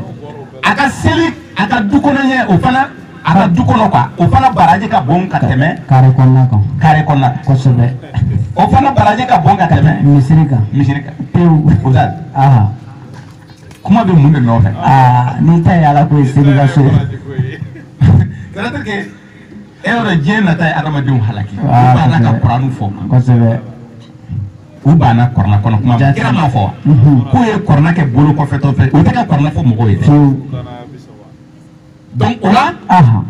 o tun kan ka min fɔ o de tun ye kɔrɔna sura 33 suratul Ahzab a verset 33 a y'a fɔ dɔrɔn ko muso a fɔra ko aw ka seli aw ka sow kɔnɔ cɛw dama u ka fara ɲɔgɔn kan u k'u ka ala ko suma kɛ u bɛ layilayala fɔ u bɛ seli kosɛbɛ donc misiri qualité fila filɛ k'a fɔ e ye misiri fɔlɔfɔlɔ min jɔra fadeya misiri kosɛbɛ mumini tɛ seli a kɔnɔna na parce que ala kira balila a ka seli ala kira dun ma ala sɔsɔ misiri filanan cɛ ni musow bɛ misiri mun kɔnɔ o ko tɛ kosɛbɛ donc cɛw dama bɛ misiri mun kɔnɔ o de ko don o de ye misiri filanan jɔn man kan tɛ kɛ min kɔnɔ o ye cɛw ni musow ɲagaminen don min kɔnɔ kosɛbɛ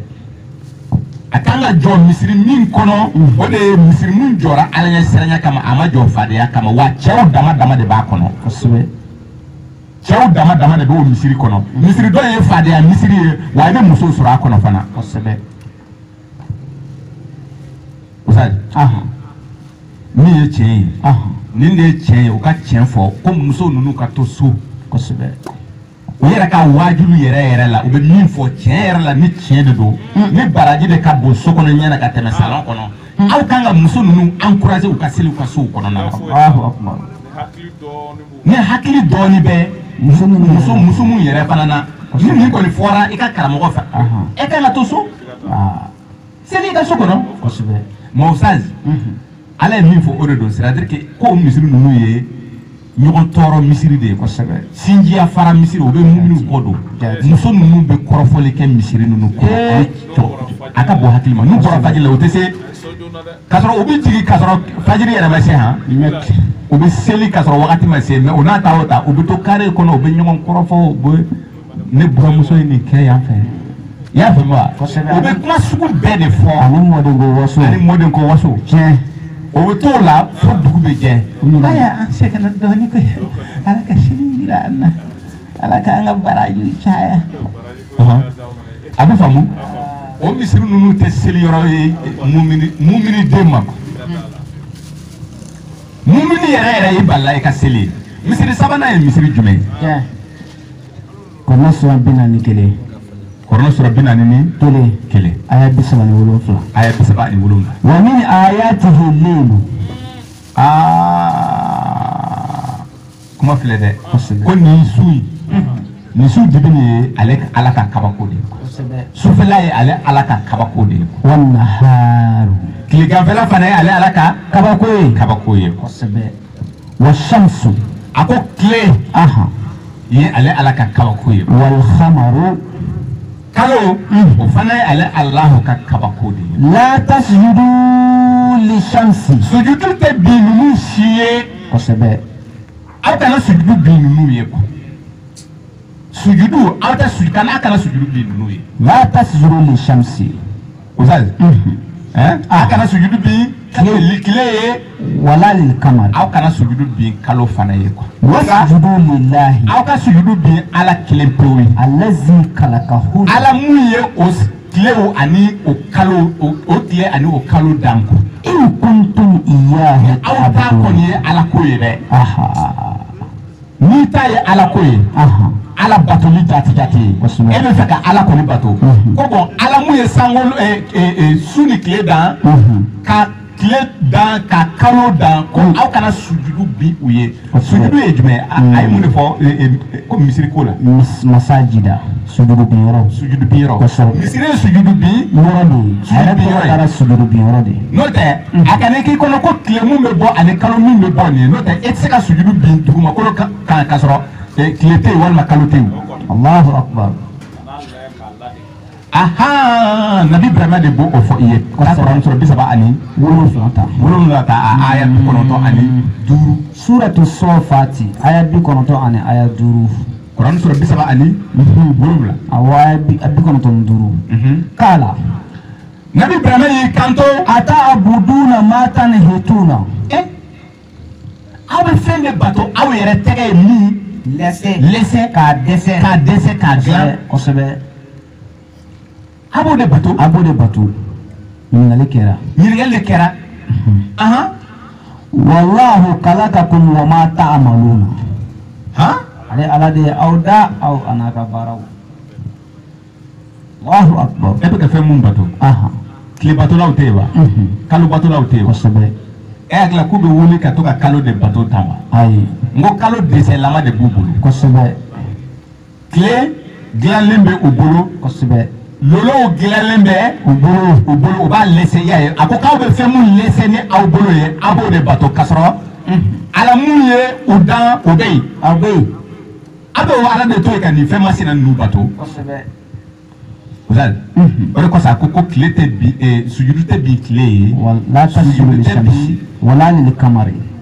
kalo ye ko wasjudu lillahi ala ko misiriw ye ale ala k'a sodi ko ale dun keleya ka bɔ Quran sura 19 aya 65 ale ala bɛ keleya kojugu ale ye fɛn mun dan ni o ye tile ye ale ye fɛn mun dan ni o ye kalo ye ale ye fɛn mun dan ni o ye lolow ye k'i kana o dilan kosɛbɛ k'a ladege k'a lɛsɛ ka o bato a dun y'a f'i ye ko misiri ye ale ala ka so ye kosɛbɛ maintenant n'i m'o faamu ta i bɛ taa Quran sura 42 ta laysa kamithlihi shay'un ale ala tɛ ladege ni fɛn ye quoi k'a fɔ ko taamasiyɛn dɔ n'i ye nin taamasiyɛn ye o de ye ala ladege taamasiyɛn ye ala b'a fɔ ko misiri ale de ta ye kosɛbɛ donc sisan e ko ko misiri kan ka dɔn ni taamasiyɛn dɔ ye ni taamasiyɛn dɔ bon o taamasiyɛn dun ye danni dɔ de ye kosɛbɛ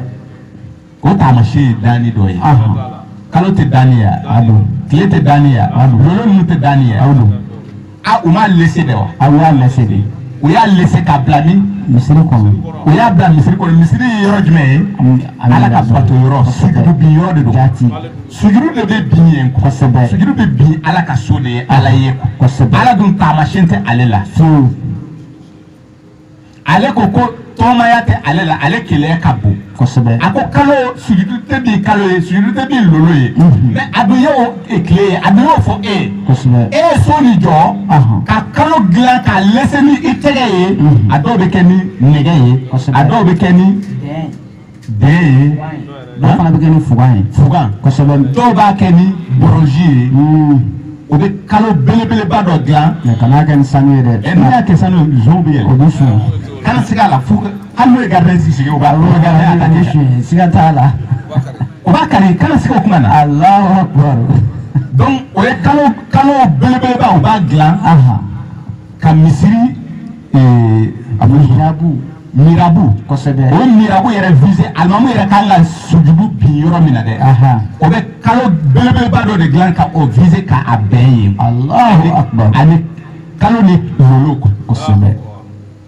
o tɛ dan o ma dɛ usali bere dɔw b'u bolo o bere ka jan ni nin ye don dɔ ne delila ka ne ma video dɔ ci n y'a ci n y'a ye nka o video ko tɛ dɛ Allahu akbar. Ne delila ka taa menuisier minnu bɛ fɛn dilan yiri ninnu ne taara sɔrɔ menuisierkɛ dɔ bɛ yen ne yɛrɛ dɔnbaga de don bere dɔ dilannen bɛ a bolo kalo ni lolo quoi kalo belebele ne ko cɛ ko nin ye alimamu dɔw ka commande kɛ n ko subahanallahi Allahu akbar kabako don mɛ ne bɛ ka min f'i ye cɛ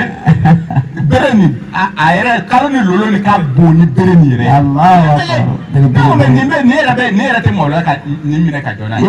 kalo ni lolo batolaw dɛ tiɲɛ de don kalo ni lolo batolaw o man t'o bɛ yen quoi a bɛ yen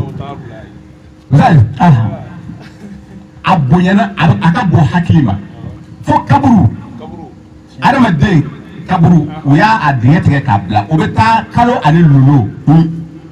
k'a nɛgɛlama dilan k'a turu a kunkolo yanfan na non c'est ni buru fiyɛra n'a tigi wulila ka kalo ni lolo sɔrɔ gɛlɛya de don koyi ne dingɛ sen aw minɛna aw dangadenw na aw minɛna aw ye kalo ni lolo batolaw de ye e ka taamasiyɛn de y'o yira o Allahu akbar. e ka batofɛn e y'o batofɛn taamasiyɛn de bila nin ye tan Tiɲɛ. min tun fɔra ko a kana kɛ ale ala tɛ ladege ni fɛn ye quoi a ka so tɛ ladege ni taamasiyɛn danni ka taamasiyɛn dɔ ye quoi e bɛ se ka Allahu sɛbɛn sɛbɛnni a ko ko ale de ye sɛbɛnni di mɔgɔninfinw ma quoi kuranɛ sura 96 ani 6 aya fɔlɔ ka taa bila aya 5 aya 6 na ale ye bun adamaden ladɔnniya fɛn na a tɛ min dɔn ni biki ye allazi allama bil qalami allama al insana ma lam ya'lam. Kosɛbɛ. donc o min filɛ nin ye mais Allahu sɛbɛn i ka misiri la minnu bɛ a dɔn misiri yɛrɛ forme ye a yɛrɛ ko fɔ quoi kosɛbɛ. A forme ni so si jɔcogo tɛ kelen ye. k'a sɔrɔ danni dɔ ladege tɛ a forme yɛrɛ bɛ kuma i fɛ e ko o si bɛ e wasa fo kalo ani lolo yɛrɛ de ka sigi a sanfɛ o ma e bɔ dɛ minibari a bɛ sigi minibari min kan a b'o dilan ka kalo ni lolo usali karamɔgɔ lakodɔnnenba dɔ bɛ yen Bamakɔ kɔnɔna na a ka vidéo bɛ bɛɛ kun a ka vidéo bɛ e bɛ to k'a ka fɛn a nɛ kari tan pɛlɛ n'a sigira a ka fɛn bɛɛ lolo 5 de b'a la kosɛbɛ.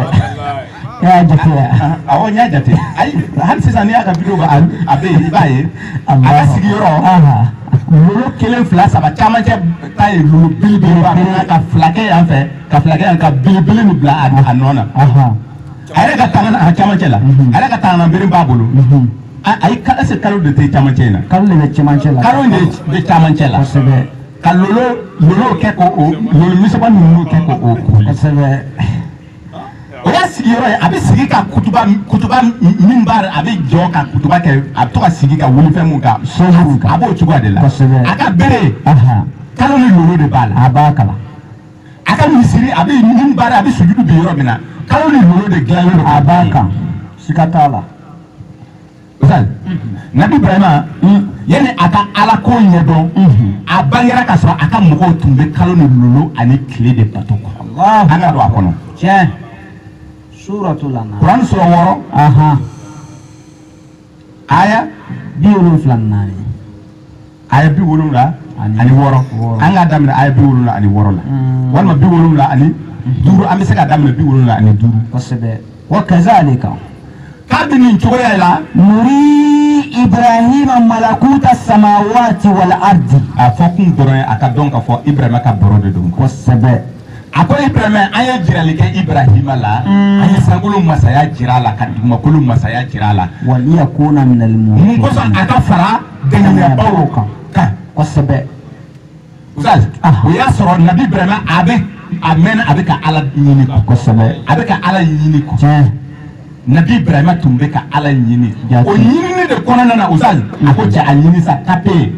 Matthieu 7:7 a ye da gosi sa daw ye a ye ɲinini kɛ cherchez vous trouverez a ye ɲinini kɛ aw bɛ aw ɲinifɛn sɔrɔ kosɛbɛ. a ye delili kɛ a bɛ di aw ma kosɛbɛ. Ala ko bɛ ɲɛɲini sa jati. n'i y'a ye bi i bɛ nin sura ni aya fɔ kalanfaba sigilen bɛ yen o bɛ sura ni aya fɔ sayidu minnu sigilen bɛ yan a si tɛ yen min tɛ sura ni aya fɔ an ka Ala barikada dɛ kosɛbɛ. a y'a ɲɛɲini de a y'a ɲɛɲini ka daŋiniya sɔrɔ ka ma an bɛɛ tun ye halisatigi ye kosɛbɛ. bugaritigi dama de tun sigilen filɛ nin ye ka kɔn quoi kɔrɔna sura 4 de b'o f'i ye aya 94 kosɛbɛ ko ala de ɲɛna anw ma ko n'o tɛ an fana tun ye kita mɔgɔ ninnu ye awɔ mais an y'a ɲini ni ala ka jɛn ala ye da yɛlɛ an ye quoi kosɛbɛ an ye kɔrɔna ye ka sura ni aya dɔn bi an bɛ sura ni aya fɔ mɔgɔw ye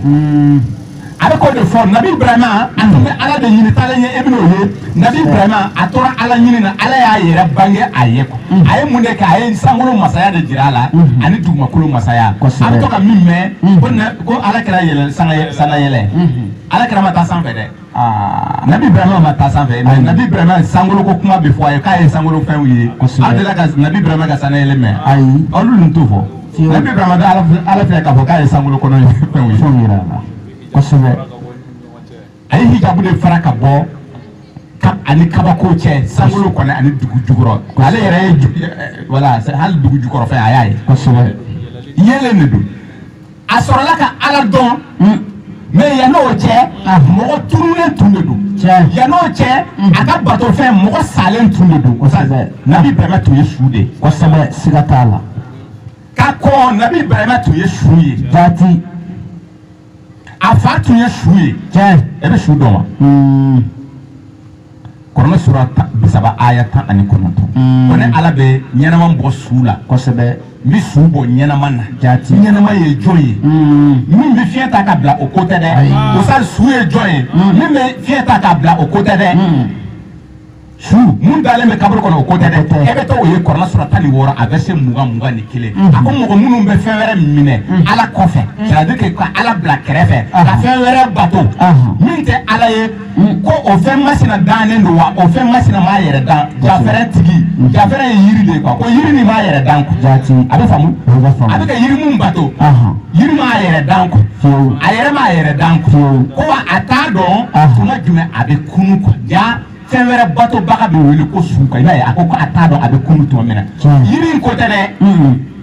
ale yɛrɛ de don su de don mɔgɔ min bɛ fɛn wɛrɛ bato min tɛ ala ye olu bɛ wele su jaati siga t'a la ɲɛnama ye jɔn ye i bɛ t'o ye kɔrɔnɛ sura 8 suratul anfali a bɛ se 24 kosɛbɛ ya ayyuhal ladzina amanu aw minnu limaniyara dɛ istajibu lillahi wa lirasuli iza da'akum lima yuhyikum a ye ala n'a ka ciden ka welekan jaabi ka na fɛn mun bɛ ɲɛnamaya di aw ma kosɛbɛ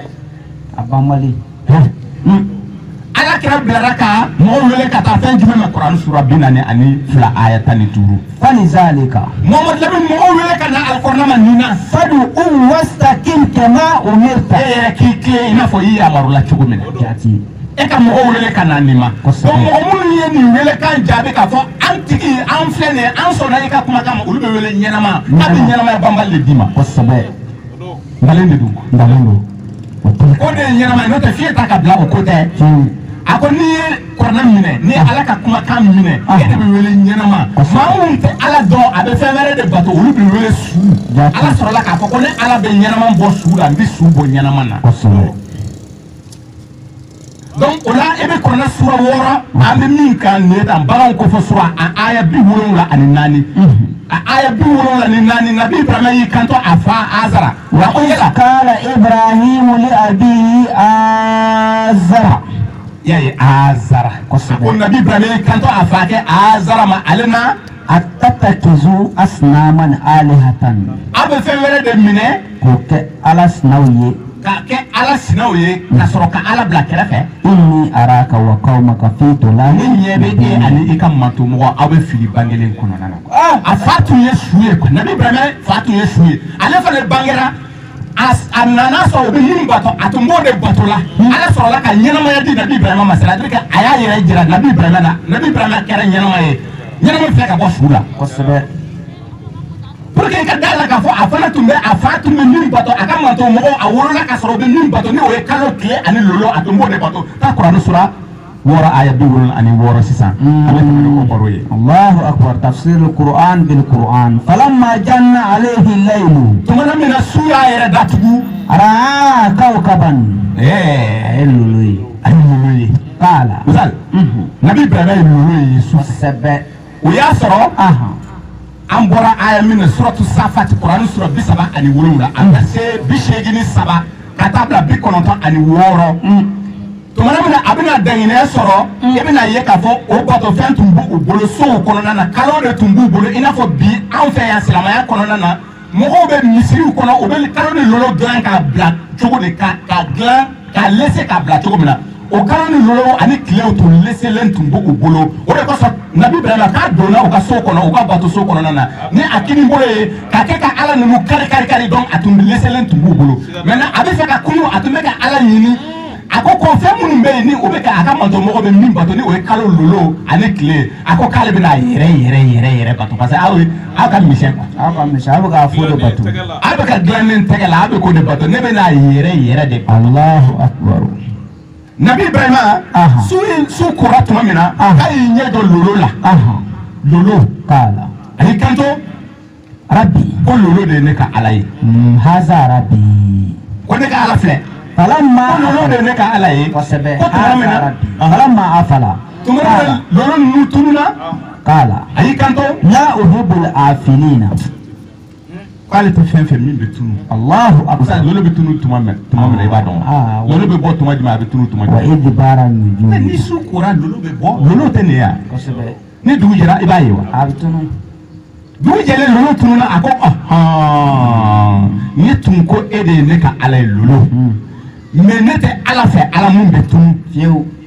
o kɔrɔ ne ye kora gosi e ko tɛ Allahu akbar a bɛ ka mɔgɔw kala tawhidu la a bɛ ka mɔgɔ kala tawhid la tiɲɛ ustaz a aya 77 ani 7 falamma ra'al kamara tumana min na a ye kalo su kolen sisan kalo fana bɛ bɔ o tɛ wa kalo bɔlen a ko a ye kalo bɔtɔla fazigan y'a ye a ye kalo bɔlen k'a sara kosɛbɛ a ko k'ala haza a y'i kanto ko ne ka ala filɛ nin ye falamma afala o fana nana tunu tuma min na k'ala a y'i kanto la in lam yahdini rabbi la akunanna min al-qawmi ad-dallin ne tigi ala yɛrɛ mago bɛ ala mun na quoi ale mago bɛ ala mun na ko ni o ala ma ale nabi Ibrahima kanda dɛ ka bila sira kelen kan dɛ ko tiɲɛ yɛrɛ la ko ale fililen don dɛ Allahu akbar ale tununen don bɛna kɛ maa fililen dɔ ye ale bɛna kɛ mɔgɔ file ale yɛrɛ ye mɔgɔ file kosɛbɛ o de kosɔn a bɛ ka ɲini ko mɔgɔ filen de ye ale ye quoi fo ala ka ɲɛ ale ma ala ka ale bila ale bɔ nin na kanda kan quoi ale bɔ nin na quoi parce que a ɲɛ b'a fɛn minnu bɛ sow kɔnɔ ni a leselen bɛ u bolo taalen ɲɛ a bɛna min yɛrɛ kari dɛ a tigɛlen o de la fɔlɔ k'a sɔrɔ k'i madon a bɛ min ye sankolo kɔnɔ ni a ladegelen bɛ u bolo a leselen bɛ u bolo i n'a fɔ anw fɛ yan bi kalo ni lolo leselen bɛ mɔgɔw bolo cogo min na yanni i ka kalo ni lolo dilan ka bila i ka misiri kɔnɔ i tɛ to ka yɛrɛ ye min bato sa o ma fisa sujudu bi yɔrɔ la e ma se ka foyi kɛ taamasiyɛn fo kalo ani lolo ala dun ye bali k'i aw kana sujudu kɛ kalo ye aw kana sujudu bi kilow ye aw kana sujudu bi o ye aw kana sujudu bi dugukolo sanfɛ a kan t'o ma o n'o tɛ tile bɛ yen kalo bɛ yen k'a dilan de ka to ka sujudu bi a ye e ko k'e bɛ ala bato e tilara ka taa kalo ni lolo dilan e bɛ ka sujudu bi ala ko k'ale keleya ka bon nabi Ibrahima ko ni ala ma ɲɛ ale ma k'ale falalen a bɛ kɛ mɔgɔ fililen ye dɛ kosɛbɛ ale na kɛ maa fililen ala ma sɛgɛ k'a la kosɛbɛ parce que a ka jo ninnu ma ban fɔlɔ a ma ban tɛmɛ n'a ye falamma ra'a shamsa sisan a bɛ na i ɲɛsin tile de ma bazigatan o bɛ ka wuli tuma min na k'ala a y'i kanto haza rabbi ko ale ka ala de filɛ nin ye tile de ale ka ala akbar ko nin de ka bon ni a bɛɛ ye kosɛbɛ a ma o tɛ haza akbar ko nin de ka bon ni a bɛɛ ye ne ye kumaba ye nin de ye kumaba ye sisan lolo ye fitininw ye a tigɛra lolo la a ye kura gosi lolo kan kalo a ye kura gosi a kan parce que a ko min bɛ tunu k'a tɛ fɛ parce que dugu jɛlen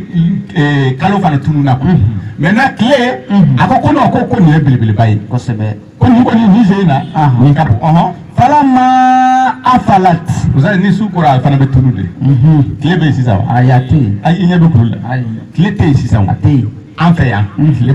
tile tɛ yen sufɛ o nana tunu tumamina ayi kanto qala ya qaumi asrola ka masa ala sorola ka masa yira la verset 75 asrola ki kanto sisa aga manto mo oma inni bari'un mimma tushrikuna kuna bar lelo ne koni ne sisa koni akai ne kodo ni aka ngala nunu bela wasebe kalo fara ala kle lulu abeka femun fara ala kan tigara bela pew aya biyu fani kononton inni wajahtu wajhiya lillazi fatara samawati wal arda ne mando mamuna o de mogo ye abi nyesi made masisa mamu ye o fen lulu da ni sangulo da ka sangulo dan ka duma kulu dan wasebe wama ana min al mushrikina ale make flankafo ye o koro ale te fewere fara ala kan ble ale tun tɛ ala dɔn su tun de don a nana ɲɛnamaya ɲɛnama su fana bɛ bɔ ɲɛnama na kuran sura 11 aya 45 aya 45 ko n'i t'o dɔn ko yala i ma kira nuhu ka kibaruya sɔrɔ wa nabilayi nuhu tumana min na ala y'a ladonna k'a fɔ k'a bɛ halakili kɛ ji ka sira fɛ suratul kamar kuran sura 54 verset 9 ka tabla 12 la a ko k'ale bɛ dugukolo halaki ni ji ye tuma min na y'a ye k'a ka bateau dilan a ye bateau dilan suratul hud kuran sura 11 aya 45 ka jigin a ye bateau dilan ko bon i bɛ fɛn bɛɛ lajɛlen ladon bateau in kɔnɔna na parce que ji in bɛna halakili kɛ donc tuma min na baara nin bɛna daminɛ a ye fɛn ninnu ladon a ka denbaya fana a bɛ fɛ k'o ladon a y'u ladon kelen banna a denkɛ dɔ banna a denkɛ ko pati a banna ne tɛ don i ka furu in kɔnɔna na a ye ala wele a ko ko ne nin ye ne den dɔ ye koyi ala ko hɔn ko n b'a kalama kɛ komi nin t'i den ye dɛ joli ka sira fɛ i den de don mais nin t'i dɔ ye quoi cogo di e ko ye kɔrɔlɛ sɔrɔ 49 aya 10 a ko limana jɔnw de ye balimaw ye nabi nuhu ye ulul azmi de ko kira ba duuru kɔnɔna ale tɔgɔ b'a la ale kɛra ɲɛnama ye a ye ala dɔrɔn a ye ala ka wele jaabi ale ye ɲɛnama ye mais a denkɛ banna a ka wele kama donc a ma sɔn ala ye donc fɛn a dɔ tɛ donc su de don su filɛ ka bɔ ɲɛnama na nabi ibrahima fa a tora suya la a ma kunu ɲɛnama bɔra su la nabi ibrahima sɔrɔla ka ala deli a fa ye kɔrɔnɛ sɔrɔ 9 aya 113 ka jigin ala ko ayi ne tɛ yafa i fa ma i fa tora suya la ko nka layidu kan de don comme e tun ye ne y'a fɔ ko i bɛ taa ne ala deli bɔ n ma sɔn n t'a minɛ i fa bɛ don jahanama kɔnɔna na nabi ibrahima fa bɛna don jahanama kɔnɔ nin sɛbɛnni bɛ gafew kɔnɔna na wa a tɛ wuli dɛ donc nabi ibrahima tuma min na a tigɛra lolo la a tigɛra kalo la a tigɛra tile la tuma min na a ye ala minɛ tuma min na a sɔrɔla ka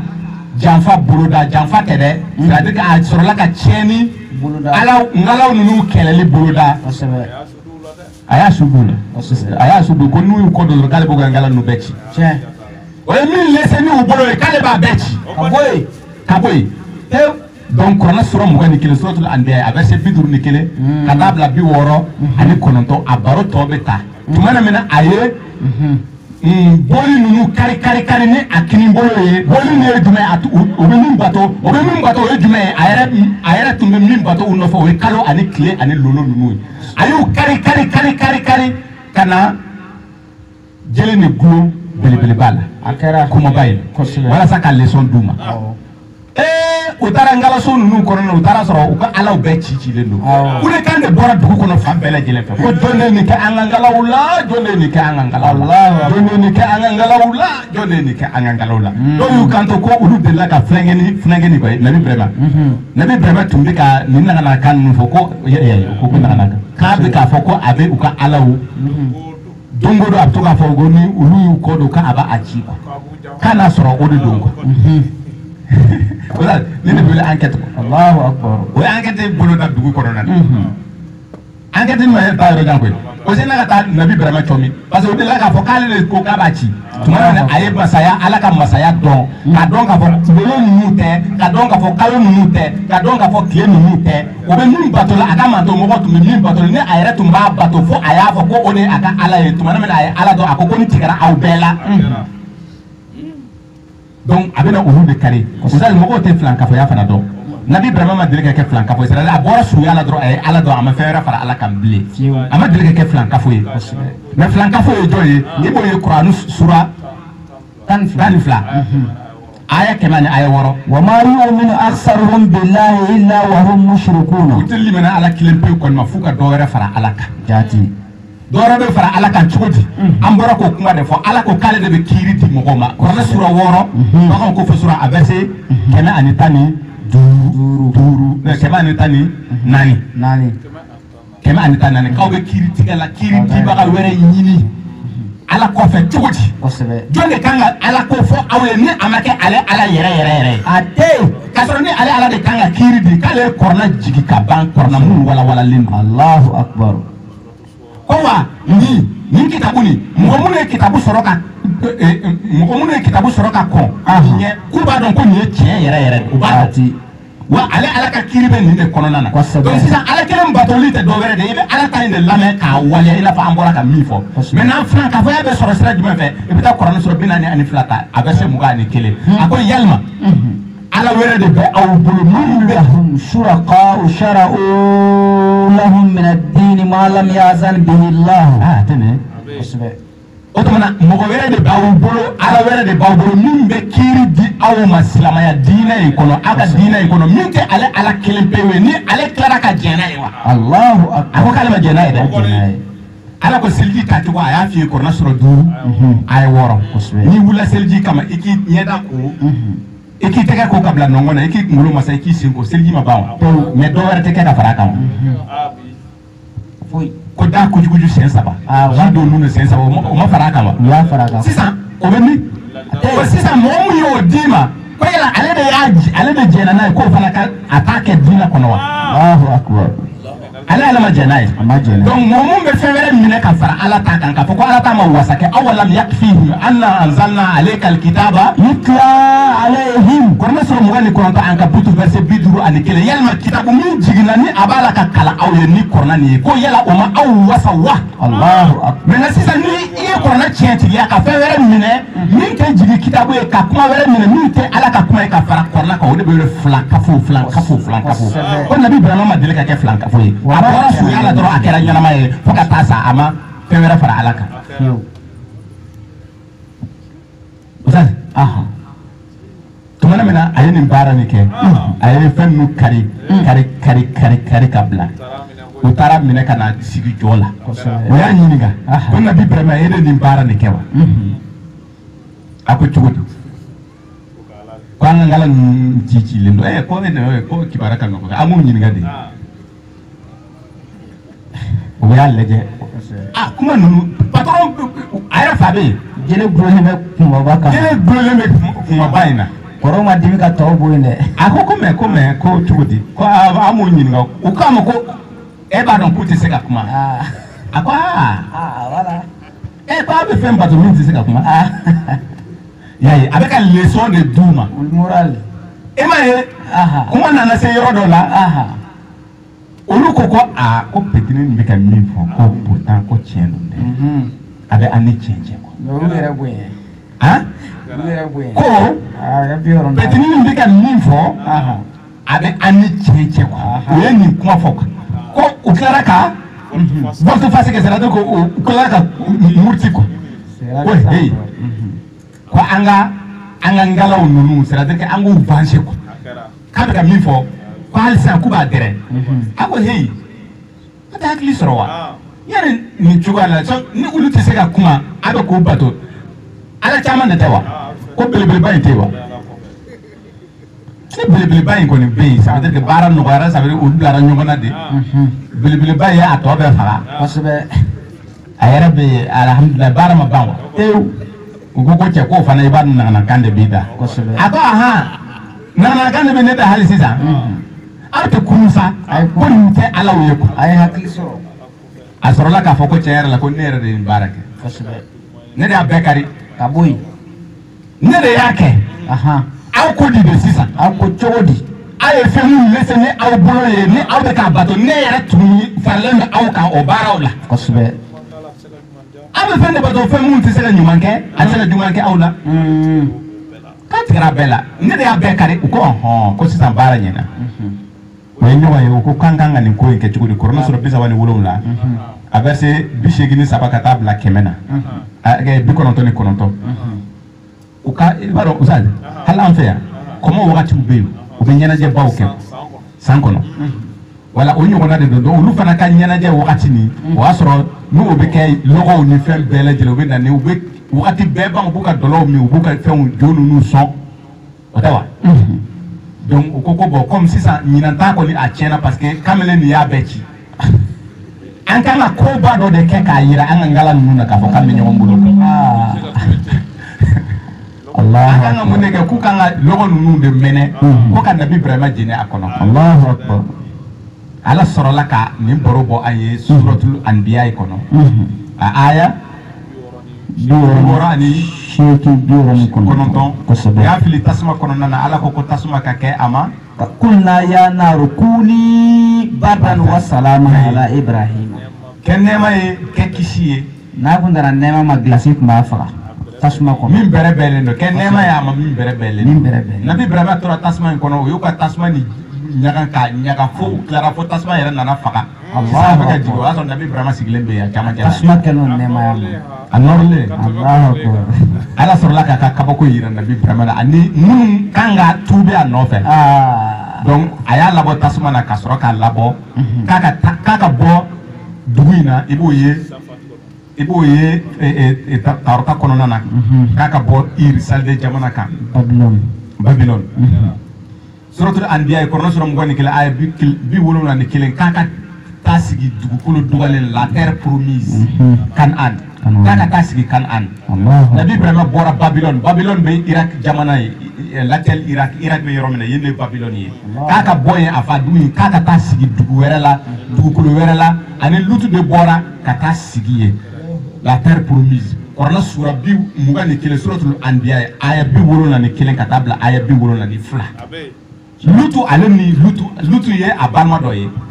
o fana tun ye filankɛ ni u bɔra ɲɔgɔn fɛ don min na u bɛ gɛn i n'a fɔ ala kɛra gɛnna cogola ka kɔnɔna na cogo min na a fana gɛnna ka bɔ dugu in kɔnɔ o cogoya la donc a taara sigi yen bon nabi Ibrahima ye mɔgɔ sugu jumɛn ye an bolo Kuran sura 60 b'o f'i ye aya 4 nabi Ibrahima kɛra ladegebaga ɲuman ye nabi Ibrahima kɛra ladegebaga ɲuman ye kosɛbɛ aw bolo ani a nɔfɛ mɔgɔw tumana min na o ye ala kelen minɛ kosɛbɛ u banna bɛɛ lajɛlen na kadi kanat lakum uswatun hasanatun fi Ibrahima wallazina ma'ahu ani mɔgɔ minnu tugulen bɛ nabi Ibrahima ko nabi Ibrahima kɛra ladegela ɲuman na sɔn hɛrɛ ma ye nabi Ibrahima ye mun de kɛ a ma boliw kari wa a y'u kari fɛn masirilenw de tɛ wa ni fɛn lesilen de tɛgɛ la fɛn minnu lesira tɛgɛ la a m'o de kari wa a y'o de kari ni nabi Ibrahima kɛra ladegebaga la sɔn hɛrɛ ma ye donc anw bi an bɛ misiri jɔ ka tila ka o lolo kelenw ani o kalo kelenw dilan k'a bila an ka misiri sanfɛ ani a kɔnɔ a dilankun tɛ bilen fo imamu sigiyɔrɔ f'a ka bere a b'o yɛrɛ de minɛ k'a yirila k'a fɔ ko an ye kalo ni lolo tigiw ye koyi a dilankun tɛ bilen bere minnu b'a bolo ni a bɛ kutuba kɛ kalo ni lolo de b'a la o b'a yira mun na kosɛbɛ nabi Ibrahima bɔra min na ni a y'u kɛlɛ kalo ni lolo ko in na o de mɔgɔw filɛ nin ye kosɛbɛ n'u sara tuguni u bɛ taa o don kaburu kɔnɔna na u bɛ taa o kalo ni lolo yɛrɛ de bila u ka kaburu kunyanfan na siga t'a la kalo ni lolo n'a bɛ kunu don min na a ka sɔrɔ a ka ngalaw bɛ yen a bɛ wuli o de y'a ka darapo ye kosɛbɛ Usazi ala k'an kisi ninnu ma ni ko cɛ jugu bɛ yen o de ka ala ka so jɔ ka nin ko fasɔn dilan Usazi ni wagati ma se an bɛ don Tarota kɔnɔ moi parle minna moi de quel est d'accord inna hadha la fi sufil ula sufi Ibrahima wa Musa min fora ala kira o bora Musa ka gafe kono Deutéronome chapitre 4 amo verset 10 Deutéronome chapitre 4 verset 15 katabla verset 19 kangar kelen de be da o manto kelen fo kana gun awna ako ko ala kuma na Musa domina kama jaye ala la ko ja ama jashi ko ola ka u ka sira ala ɲɛ o kana na o niw lanɔgɔ y'a ye ko kana o niw lanɔgɔ ni jaamafɛn batoli ye jaamafɛn jumɛn ko k'i kun fili ka sankolo lajɛ ka kalo ani lolow ye ka gɛrɛmafɛn dɔ lajɛ walima ka jikɔnɔfɛn dɔ lajɛ k'a ladege ni i bolo ye ka to ka sujudu bi a kɔrɔ k'a k'o dabila k'aw kana buna adamaden laisser k'a dilan i n'a fɔ stati kerecɛnw fɛ Mari ani Nabila Isa o bɛ nabila Isa dilan walima Mariam u b'a dilan k'a sura dilan église kɔnɔ i bɛ bali ka don dɛ a bɛ k'i kɔnɔ ko muso yɛrɛ de sonsorilen filɛ nin ye a dilancogo ka ɲi u b'a ninnu bɛɛ dilan k'a yɛrɛ ka bɔ muso cɛɲi de don ani nabi Isa o dilanlen bɛ église kɔnɔna na a ko ko o ye haramu de ye k'aw kana kɛ a bɛ faamu mais anw n'i taara Maka dugukolo olu tɛ kalo ni lolo u ka dugukolo yɔrɔ n'i taara chrétien fɛ olu tɛ kalo ni lolo ni bato olu bɛ adamaden de ja dilan k'a bila u ka bato yɔrɔw la mais n'i taara Maka yan fan na olu bɛ faraw de bato kan i n'a fɔ an fɛ yan ayi an fɛ yan quoi an fɛ yan yirikungerew ni kɔɔw ni fara dɔw ni o b'o de sɔn mais n'i taara l'empire ottoman Turki jamana fan fɛ olu bɛ kalo ani lolo ani tilew de bato kosɛbɛ bon silamɛya nana don yen de a ye fanga sɔrɔ yen o silamɛya de ka bɔ l'empire ottoman na o bɛ muso mun bato u b'a a symbole kɛ muso ye quoi kalo ye muso de ye o sa kalo kalo misali muso de don lolo misali denw de don kosɛbɛ i b'o ye Kuranɛ sura 12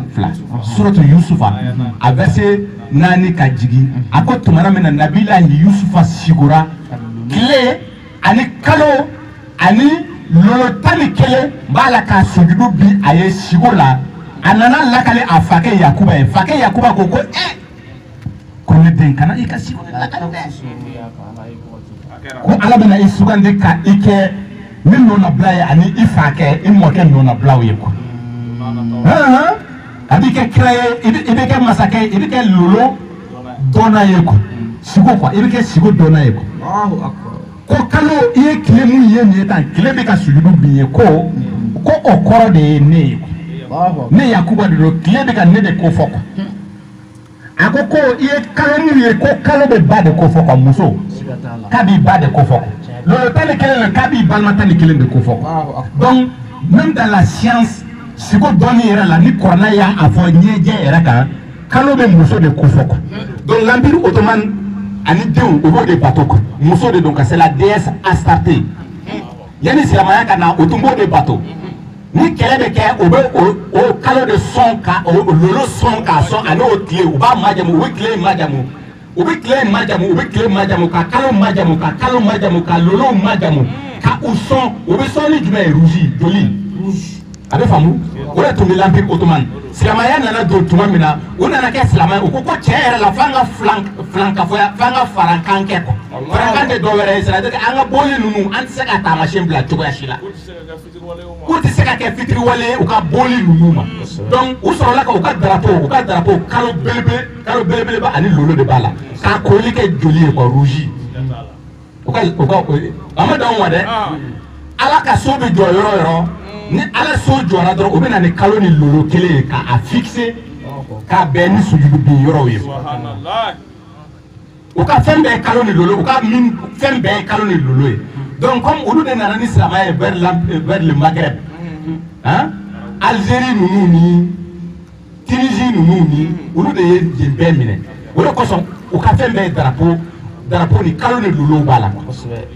ani joli o kalo ni lolo kow de bɛ yen hali sisan a sen na depuis a tun bɛ depuis Nabi Ibrahima ka wagati Nabi Ibrahima ye o kɛlɛ a y'u kɛlɛ ka kalow kɛlɛ ka kalo leseli kɛlɛ k'a ci k'a bɛɛ ci Nabi Ibrahima dun kɛra ladege la sɔn hɛrɛ ma ye Kuranɛ sura 60 aya 4 a bɛɛ Nabi Ibrahima kɛra ladege la sɔn hɛrɛ ma ye e kan ka maa mun ladege a ye fɛn mun kari ka bɔ yen e tilara ka taa so jɔ ka tila k'o fɛn masina dilan ka bila o so kɔnɔ ka bila a kɔnɔna ani a sanfɛ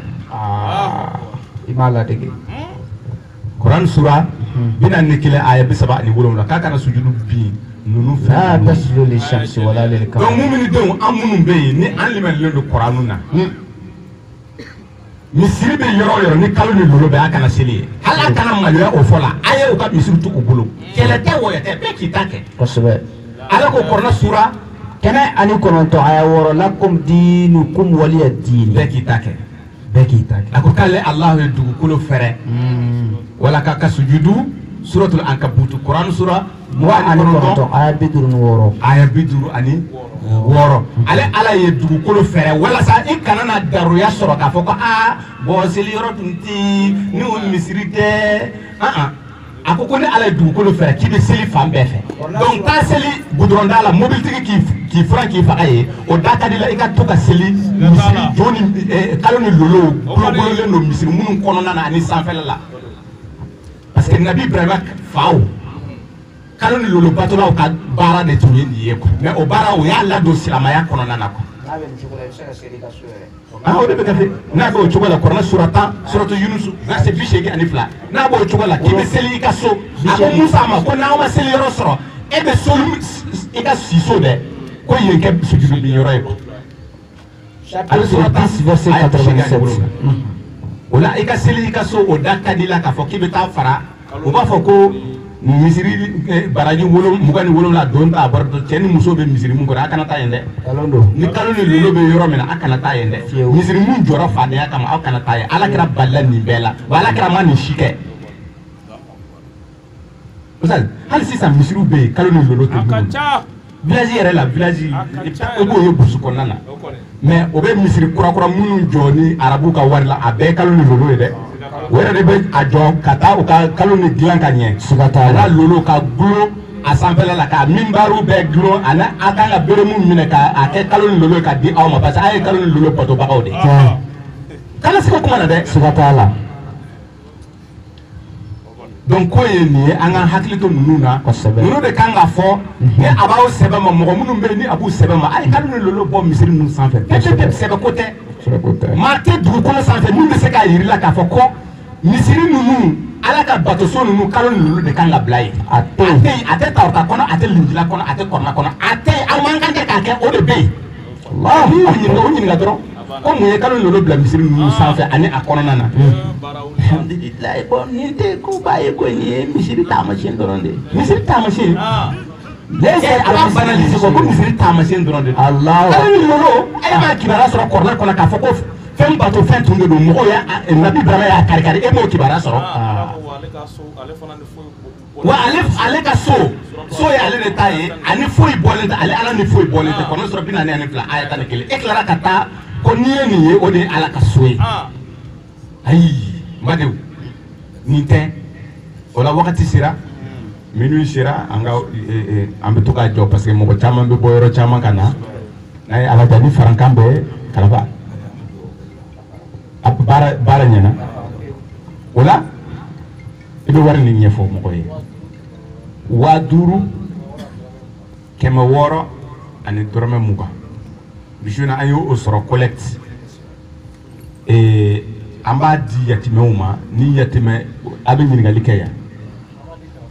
awɔ karamɔgɔ Jara inshallah an ka foli bɛ i ye kosɛbɛ kosɛbɛ an nana a jabala la yan donc wari in bɛ d'i ma yatimɛ minnu bɛ yan i jija i k'a ɲini dɛ parce que yatimɛw tɛ ban kana taa yɔrɔ jan yɛrɛ peut-être a man jan yɛrɛ yatimɛ tɛ yɔrɔ min na a tɛ Bamakɔ o la ko nin ye sahidu ka bolomafara ye ko k'a di u ma u k'u b'u ka bɔnbɔn san n'a ye ala ja ni alimamu tun bɛ yen an tun b'a di bari sabu dun mun na mɔgɔ si tɛ sa kin kɔnɔ ni a sɛbɛnma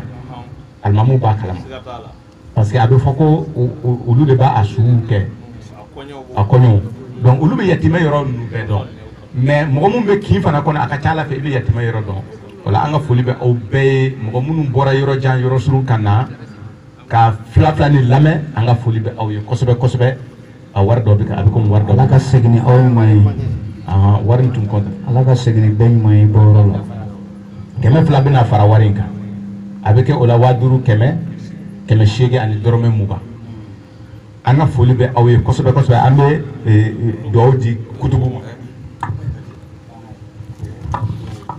La ilaha illallah, la ilaha illallah, la ilaha illallah, la ilaha illallah, la ilaha illallah, la ilaha illallah, la ilaha illallah, la ilaha illallah. Ama ina ala tala fɛ ala k'an jurumu yafa ka ɲini ala fɛ an ka dugu a ferekelen don a ɲagaminen don ala k'an ka faamaw kan bɛn an b'a ɲini ala tala fɛ ala ka bɔda telema suru an ka jamana kɔnɔna na a se bɛ ale ala tala de gɛlɛya min banna ka gɛlɛya in falen ka kɛ nɔgɔya o se bɛ ala tala ala k'o kan ye an b'a ɲini ala fɛ ala k'an n'an musow kan bɛn ala k'an n'an denw kan bɛn ala k'an n'an sigiɲɔgɔnw kan bɛn كاين على في على كاني أم بركة ينقوم ولا كان كامبه أمي هيرد يني على طلا في جنا فلا هرجود ولا كاين الدم على كاين الدم على كاين يودي أما كاين على في على كان كيس فوت كيس الجهنم على كودوم ناي كوين بلا جنين كوين لا هركودي برما على كلا هرنويا أويرن نبي لا هرد في أنفنا بيا أنفنا بلا هرد في أما يني على طلا في على كلا هرنويا يعني كاين على طلا في شعبان سرو كسرون على كذا على كل نوعيره ربنا تقبل منا إنك أنت السميع العليم يا ربي لا إله إلا الله تقبل منا يا ربي لا إله إلا الله لا إله إلا الله لا إله إلا الله لا إله إلا الله